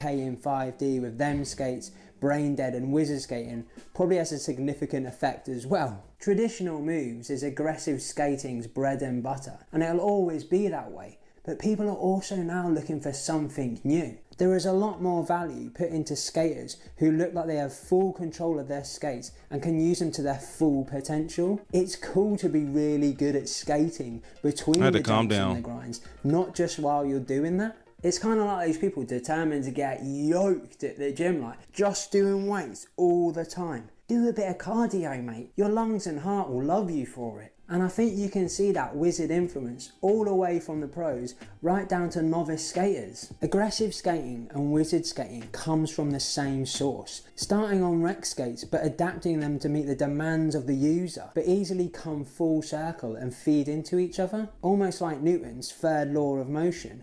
Forces always act in equal but opposite pairs. Aggressive skating pushed the development of wizard skating, and wizard skating pushed aggressive skating with equal force. I feel the future will be incorporating. I think Tom got paid to make this video.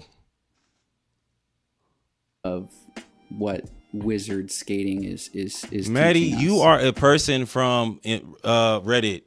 Thank you for coming to talk with me. I definitely see that being. I appreciate you, dog. Thanks for keeping the Reddit guys alive. Has it influenced your aggressive skating? Cheers for watching the video. Mods, big shout out to my Patreon. mods, time them out. Can continue to do these mods. Videos. You can join them from as little as £3 a month. Exclusive videos, sneak peeks, all that kind of good stuff. Here's a couple of other videos you can watch.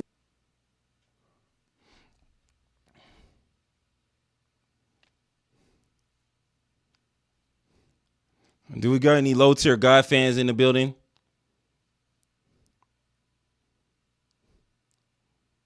Like, guys, I'm so confident you could send those guys those videos.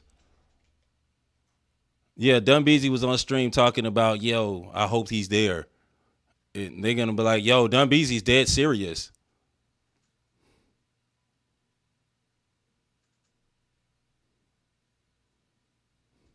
Like I didn't do that on stream just to like, oh man, and he's gonna change the answer.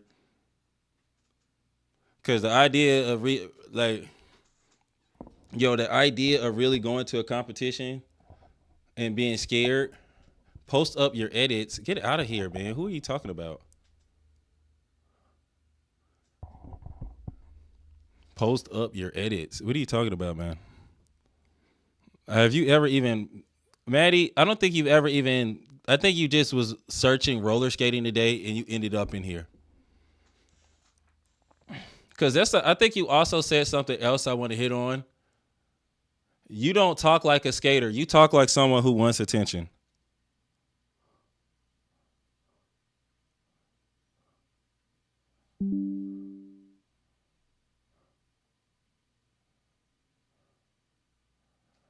Because I want to just point something else.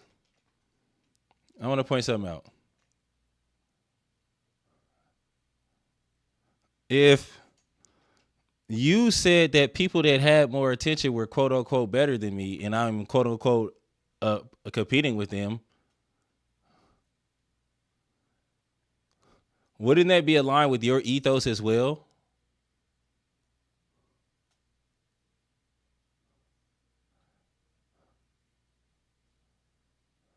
Here's the deal. DC Skaters on Fox 5 News 2004. Like, why would I be ice skating? Like, what are we talking about? Dimensional. He's definitely a hater. This is definitely somebody that see me on the right track come in here to give me some bad advice.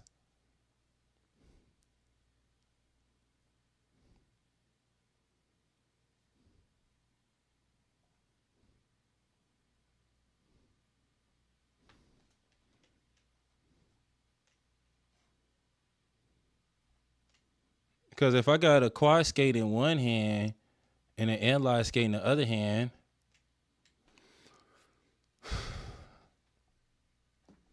you know, there's entire companies that only sell quad and inline skates. There's some companies that don't sell ice, if we really break it down. I mean, Jackson Ultima Skates does ice, but Jackson Ultima didn't do ice until they picked up Moda. And they acquired a quad company. Rydell does ice, but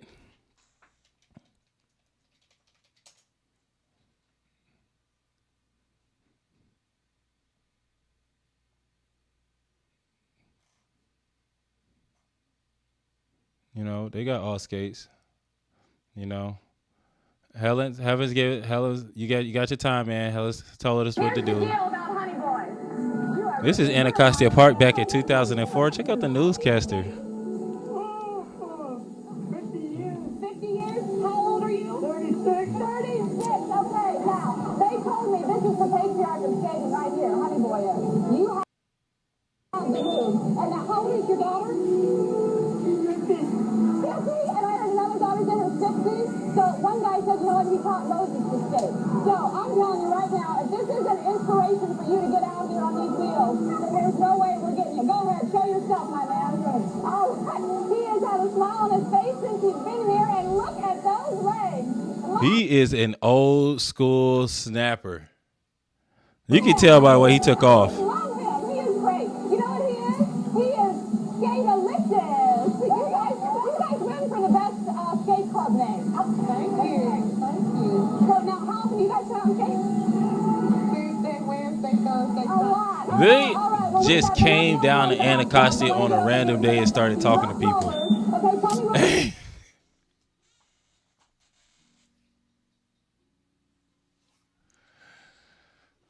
The wild part about this thing right here is this is the majority of the people that's at the rink.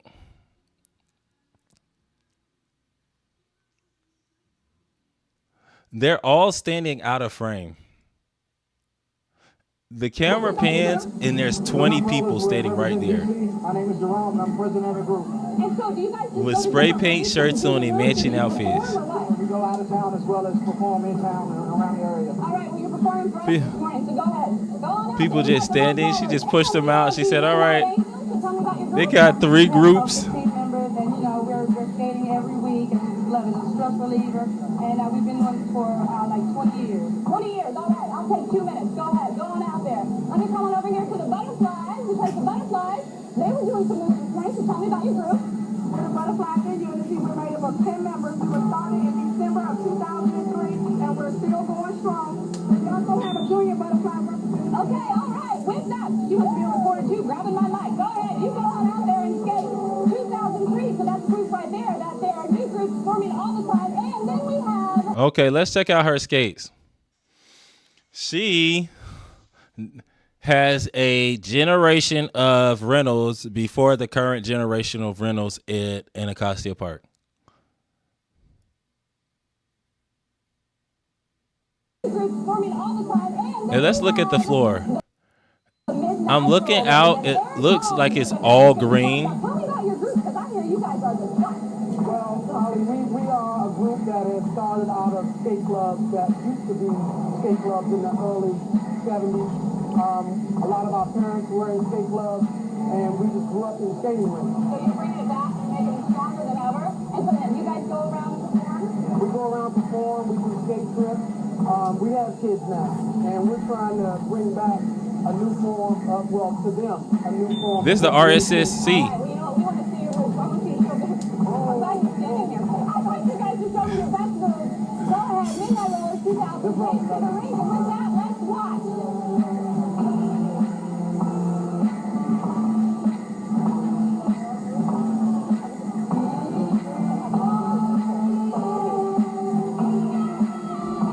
Let's inspect the floor as we're coming around and see how damages are going.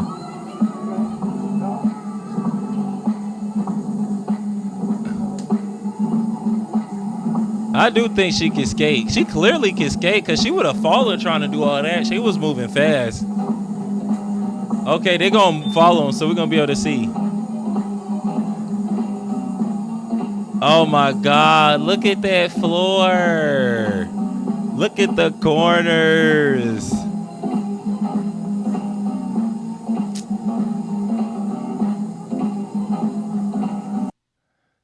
So I'm starting to hear Michael Jackson in the background. If I can hear Michael Jackson in the background, do you think YouTube can hear Michael Jackson in the background?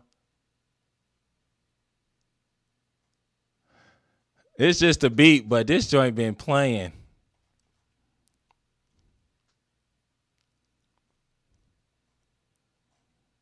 Nope. YouTube cannot hear Michael Jackson in the background. You guys know that move where they kind of turn around like that? That's called the snap. I tried to do Wow, two snap lines right next to each other? This is really difficult. Especially with them both soloing. A lot of fun this morning. FoxIDC.com is our website. It'll link you to the website here as far as the different skate clubs and as far as the Anacostia Park, which of course is part of the National Park System, and the skating pavilion and the different family events that they have here. It truly is a great way to spend your free time, and you can't help but have fun because it's fun people that come out and do it. Tomorrow, I'm going to take some free time myself. I'm off tomorrow. Let's come back and listen to her talk about snapping. I talked over a line that was just really powerful because I can't even see. I just got the captions on. So, boom. She's going to tell everybody what snapping is. That move where they kind of turn around like that? That's called the snap. I tried to do the snap, and guess what? I snapped myself right down to the ground. So, I opted not to do that again on live television, but I have had a whole lot of fun this morning. FoxIDC.com is our website. It'll link you to the website here as far as the different skate clubs and as far as the Anacostia Park, which of course is part of the National Park System, and the skating pavilion and the different family events that they have here. It truly is. Oh, wow. She snapped her butt right down to the ground. But have fun because it's fun people that come out and do it. Tomorrow, I'm going to take some free time myself. I'm off tomorrow, but our free time fun week continues in Karen Myers. It's 65 degrees outside, and it's 8. I guess they can run this in the morning. This could be just the time when they ran it. They got on shorts, long sleeves. Some people got on short sleeves. I want to say, when were people doing this? What time of year was it?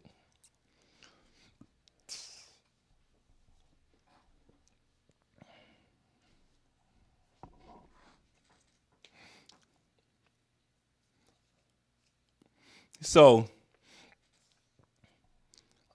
I'm not on a tangent, but I would like to point something out about roller skating history. I want to talk about one of the best roller skaters of all time.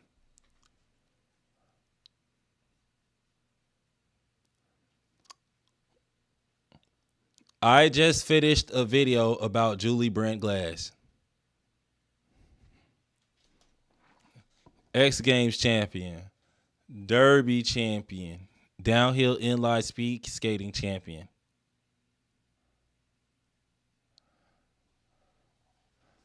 It's like autumn, or it might be, yeah, it's spring, because autumn it would have been too dark for that.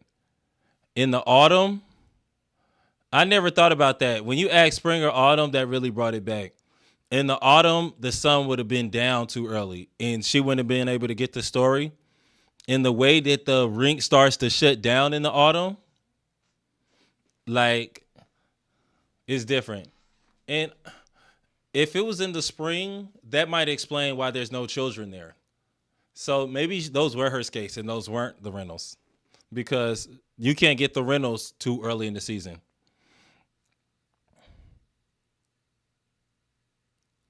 So I like to talk about Julie Brent Glass because after looking at everything that happened with Adam Wills and thinking about the idea that she was a professional skater, like, we have very similar lives. She was an athlete. Athletes make athlete decisions. Julie Brant Glass decided to play roller derby. But Glass took another break from skating in 2002, during which time she and her husband ran a rink and drive-through shop in Lebanon, Oregon. After watching the 2002 Winter Olympics, she began training as an ice speed skater, champion roller skater, quickly gaining a place on the U.S. team, training in Calgary and entering World Cup events despite her lack of experience in the sport. However, she decided that she lacked the motivation to excel in the discipline and return to inline skating.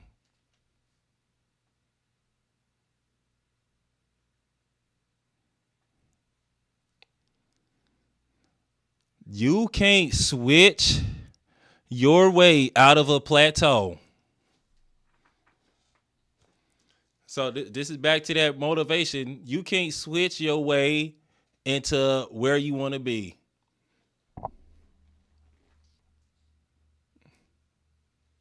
Versatility is not the number one stat slider. Just straight up bunch of different skills.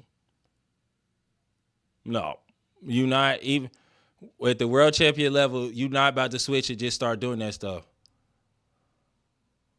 The power stop is the fastest and most accurate way of decelerating. I'm pretty sure I can power stop, it's the only stop but I don't get a lot of slide. And I'm kind of wondering what's the difference. All 8 points of contact at the same time. The power stop rules, let's just establish that right away.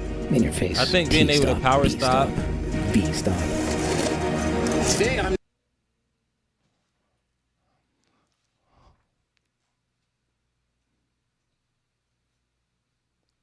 My bad. The sound balance is off right now.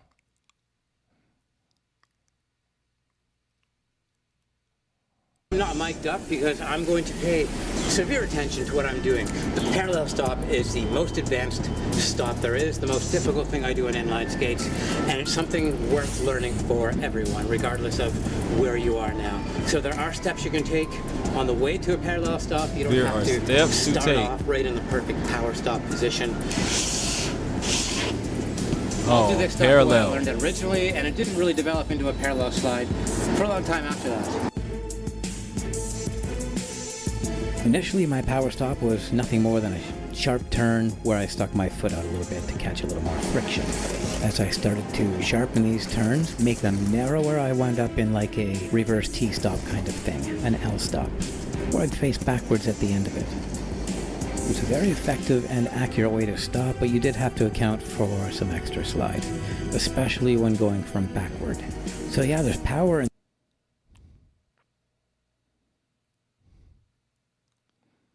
It kind of hit me in the chest when he said it was just a T-stop where I stuck my foot out a little bit. I really felt that in my chest a little bit. And just pivoting into that stop. And once you learn, even at slow speed, to get a little bit start of off with your back friction pivot from stop. that back blade while you pivot, you'll begin to understand how to use that outside edge of that back skate. It's only when I started bowing my back leg and really inverting that ankle to match the angle of the front foot that I started feeling like my stop was exceptional. Those were my almost power stops where I started to use the pivot to help slow myself down. So the number one characteristic of a kick-ass power stop, when I'm absolutely on fire, I find them including that underfoot. That foot that's not leading the way is cranked over, catching the same angle as my front foot, and I freeze up in that position and just let myself slide. It's fantastic.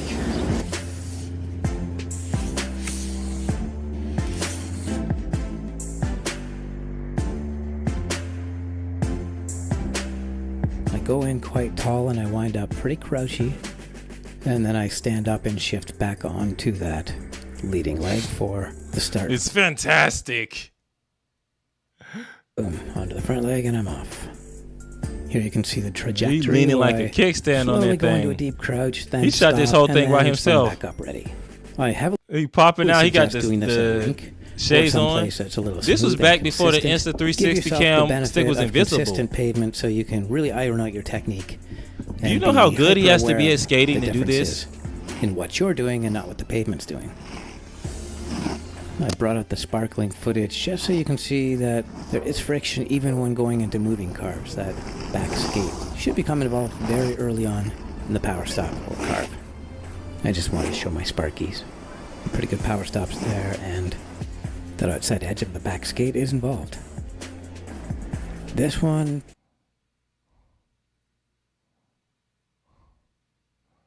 in the power stop or carve. Like that slide right there is, it's so difficult because in addition to doing the slide, he's also sliding over tiles. Like every single one of these lines is a chance for him to stirrup, and it does look smooth. So, you know, that's what I'm really doing right now. I usually don't come in and watch a whole bunch of inline like tutorials. But since I started inline skating, and I know I say this line a lot, I've actually had to start watching tutorials again. Like there are inline tutorials that were helpful to me. Like the tutorial I had to watch about fixing the skates, and then there's one more thing that I'm focusing on.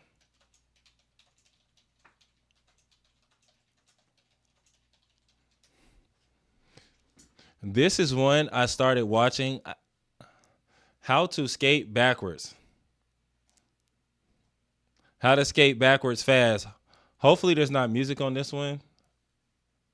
Oh. No, we got to mute it because there's music.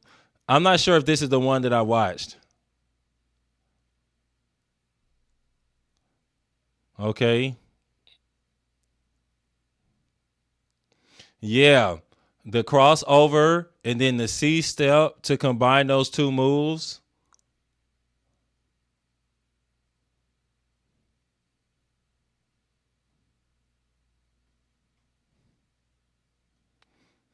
Yeah, I would have never thought about that.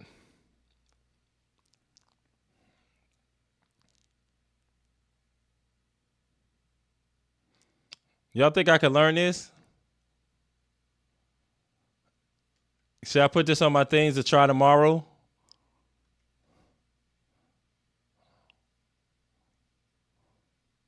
Something like this, I don't think I could do this tomorrow.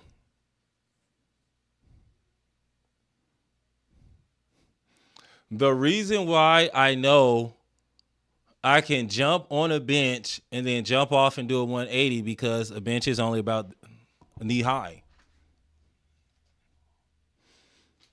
I can at least jump on that bench and jump off and do a 360 tomorrow. Jumping on the bench and then hitting a turn toe manual. I could probably jump on that bench and hit a, what's the name?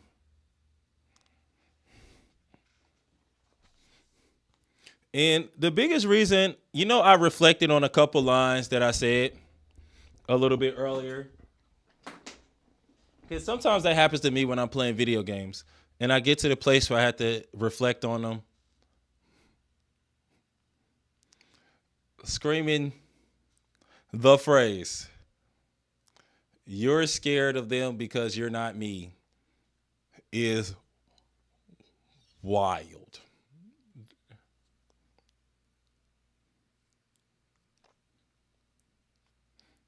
I can learn this. And I think it does send a certain message.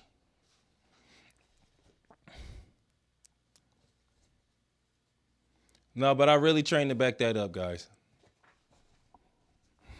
Let me flip this back over.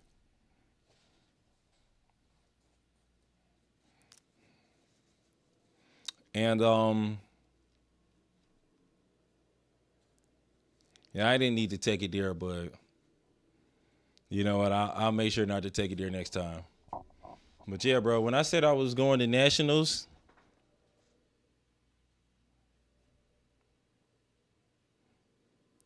you got to look at all the people,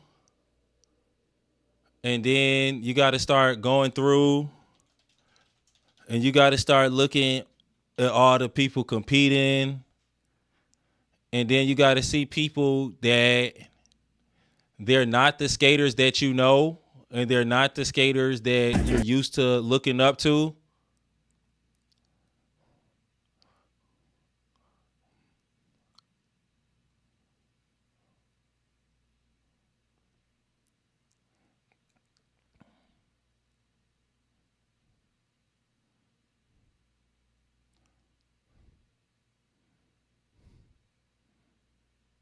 Hey, yo, like, you know what I mean?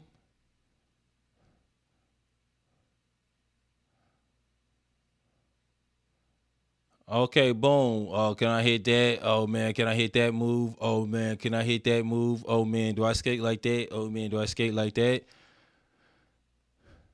That's always gonna be there. And you always gonna have an opportunity to be scared of the competition. You always gonna have an opportunity to doubt yourself. You always gonna have an opportunity to second guess the path that you're on. And something that I really had to realize as a person that dances like Michael Jackson,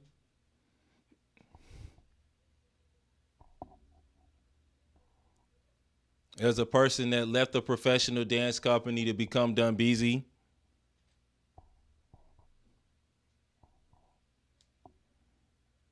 as a person that quit roller skating for a little bit of time and tried other things.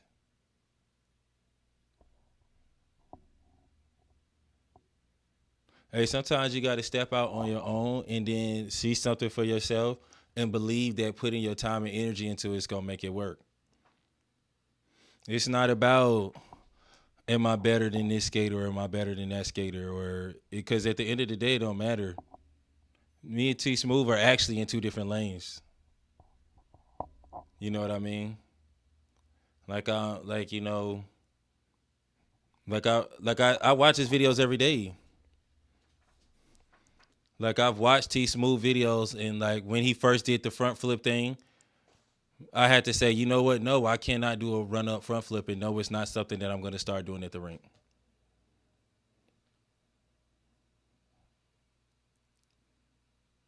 But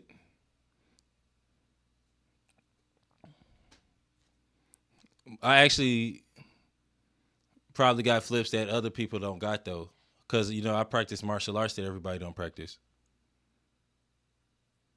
I spent 7 years in Asia training.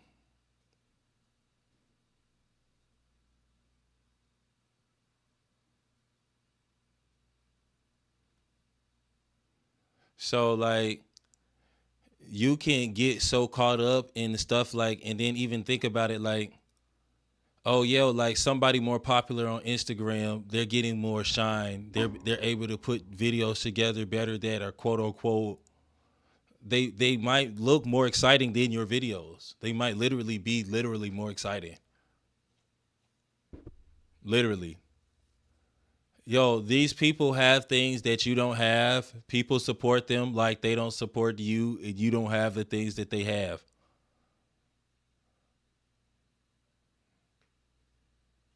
So do you taint with fear?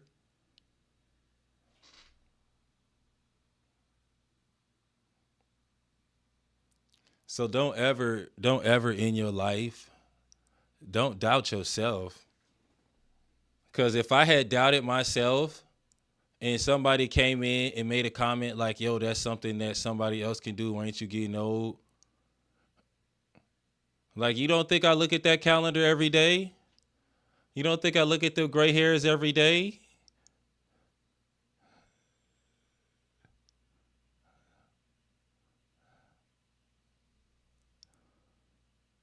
Yeah, man. All those things. I don't care about none of that, bro. I don't care about none of that. And so what you gonna do? You gonna give up and quit?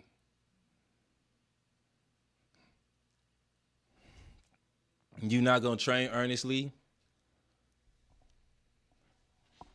What happened? What else? Who else? Who else better than me? Since we talk about skaters that's better than me,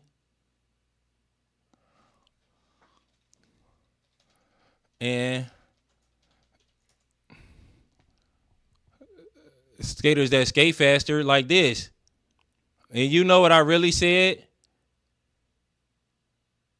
Deep down inside, if I had to choose one type of skating I was going to get a lot better at that was going to convert, I chose inline skating. I chose inline street skating.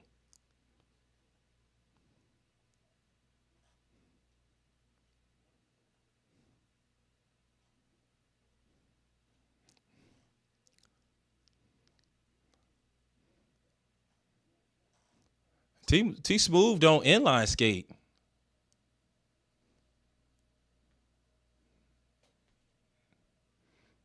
I think he might be able to do it on inline skates, but I wouldn't give him a pair of inline skates and say he's just gonna crank it. So that's my win. What are we talking about?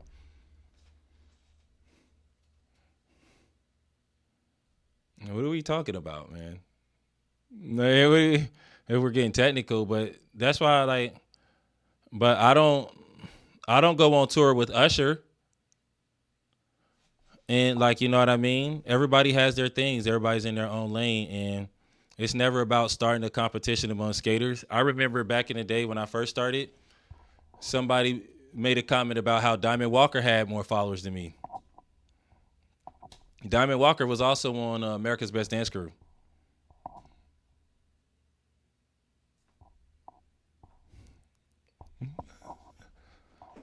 Yeah, so maybe you know what I mean, but at the end of the day, that ain't got nothing to do with what I'm about to put down on these 8s or the skate or the tricks I can do. And then and think about that. You know my favorite part about T Smooth? I don't have to make up the impressive moves.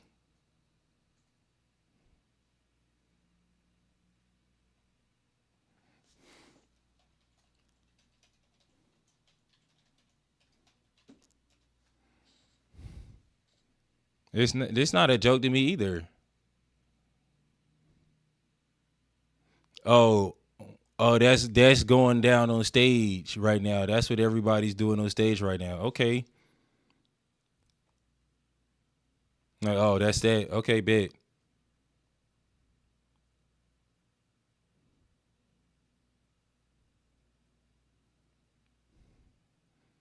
That's why I really got to yelling like that.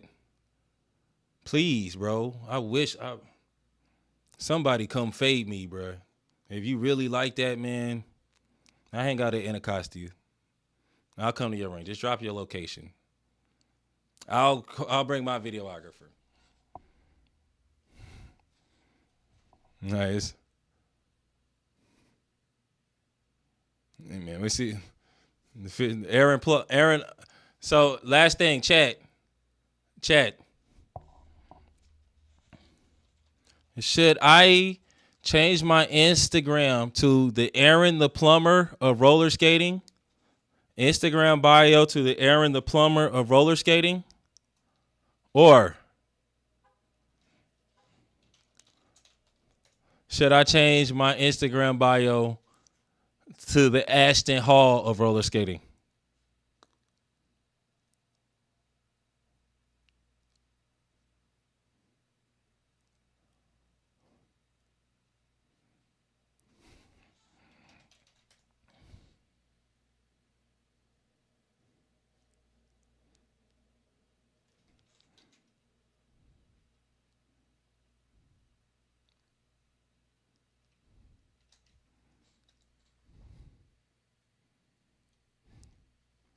Why could I not read him now? Okay. It's not too long. Go placidly amid the noise and haze, and remember what peace there may be in silence. As far as possible, without surrender, be on good terms with all persons. Speak your truth quietly and clearly, and listen to others, even to the dull and ignorant. They have their story too. Avoid loud and aggressive persons. They are vexatious to the spirit. If you compare yourself with others, you may become vain or bitter. That's why I don't compare myself with others. Or always there will be greater and lesser persons than yourself. Enjoy your achievements as well as your plans. Keep interested in your own career, however humble.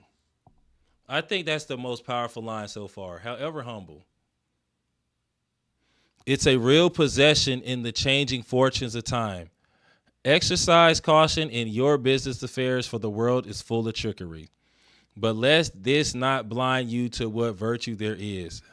Many persons strive for high ideals, and everywhere life is full of heroism. Be yourself. Especially do not feign affection. Have you ever thought about the idea of feigning like you really were about a life that you have to be all in on and having your reservations the whole time?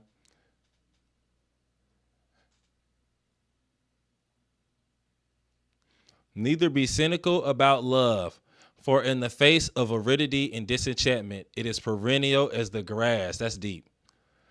Take kindly the counsel of the years, gracefully surrendering things of youth. Gracefully surrendering things of youth. I used to think that I was so athletic that I could switch and do anything that I wanted.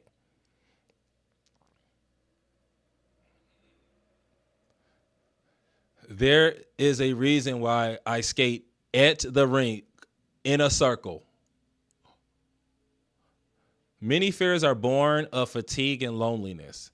Beyond a wholesome discipline, be gentle with yourself. You are a child of the universe, no less than the trees and the stars. You have a right to be here.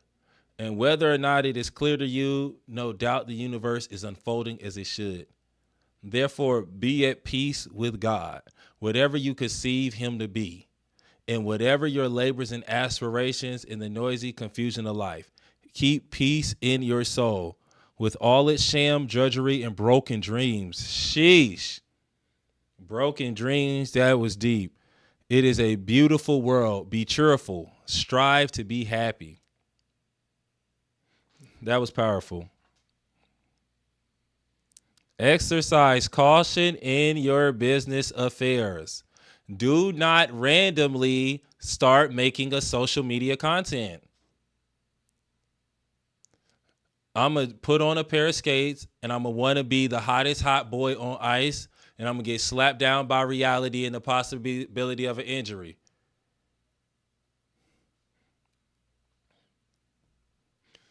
Oh, you think you're going to be popular just because you start to make videos? Well, there's a reason why people convert.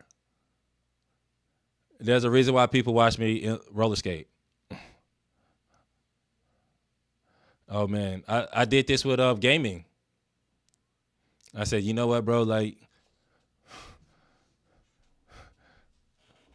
you know, I can do it for fun a little bit. But anyway, thank y'all so much for the love.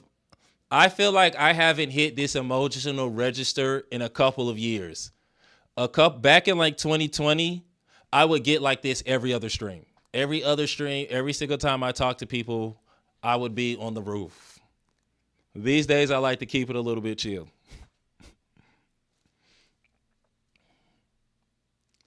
And I'm not even going to nationals. I don't even want to win nationals. I really just, the only reason I want to go is I can't talk like this and then not go fade. I would pay $1,500 for my pride if it mattered to the point where if I really thought that I would be booking jobs afterwards.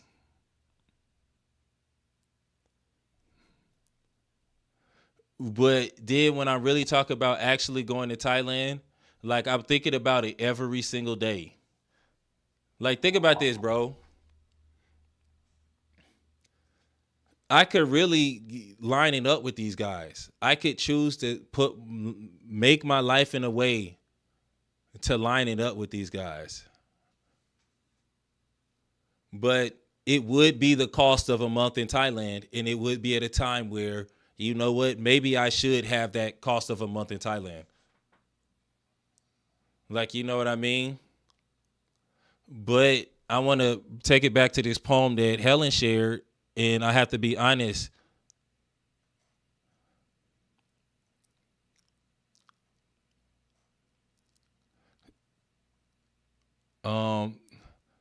Don't compare.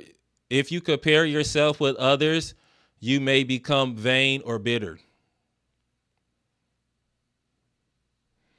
The thought of going on tour and doing jobs and traveling with an artist is attractive. Is it more attractive than the goals that you set out for in your life? Like, I've been trying to do this for years. Like, if you really had an opportunity for one, like, you know what I mean? Keep interested in your own career, however humble. It is a possession in the changing fortunes of time. Done BZTV as a concept and everything that I work on and everything that I try to produce for everybody. That's the big thing that really gave me the decision. Like, what does the boss Tweezy want to see? The boss Tweezy would love to see me back in Thailand. The boss Tweezy in Thailand would like to see me back in Thailand. T Smooth and I aren't even in the same competition. I'm not in competition with any of them. I don't have clips and I don't make clips because I'm not in a performance troupe and I'm the videographer and the dancer. I'm not incentivized to make videos the way he's incentivized because that's not, I'm incentivized to make TikTok videos.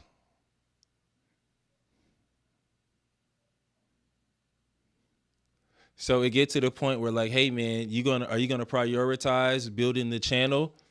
And are you gonna prioritize doing that aspect? Or are you gonna prioritize going out and getting performance opportunities? Because that's two different jobs. Two different outcomes, and then keep interested in your own career, however humble. It is a real position in the changing fortunes of time. That's why I love my 9 to 5. Not to say it in like the tied down way, but hey, people talk too much trash about things that are supporting their whole life, regardless of how, it's humble. I make a humble living, but like I talk about it highly.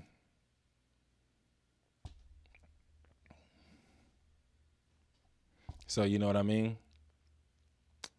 So you really think about it, a lot of the stuff that people want to do, like think about like buying supercars, getting luxury items, wearing luxury chains, going on like vacations. Like when you really think about the scale of that and you think about the reality, like it hit me like if I was going to be a superstar, if I was going to be rich and famous, if I was going to live all the stuff off the movies, I'd be doing that right now. I might be living my life as a regular person. Like, how do you live your life as a regular person with the knowledge that somebody somewhere is doing something extravagant? Like, there's a 1,000% opportunity at every moment in our day to not have that appreciation for the regular. And then, like, as the poem says a little bit later, not having that appreciation of the regular is one of the things that made me bitter. So, you know what I mean? So, great share, Helen. I'm going to see y'all later. I'm going to stop yapping, get up on out of here, and I'm going to get right in my next couple videos. I'm going to get right in my next couple streams so I can, you know what I mean, make sure that I can have something interesting to talk about. See you soon. Happy rolling, Boss Tweezin. Happy rolling, Boss Tweezin.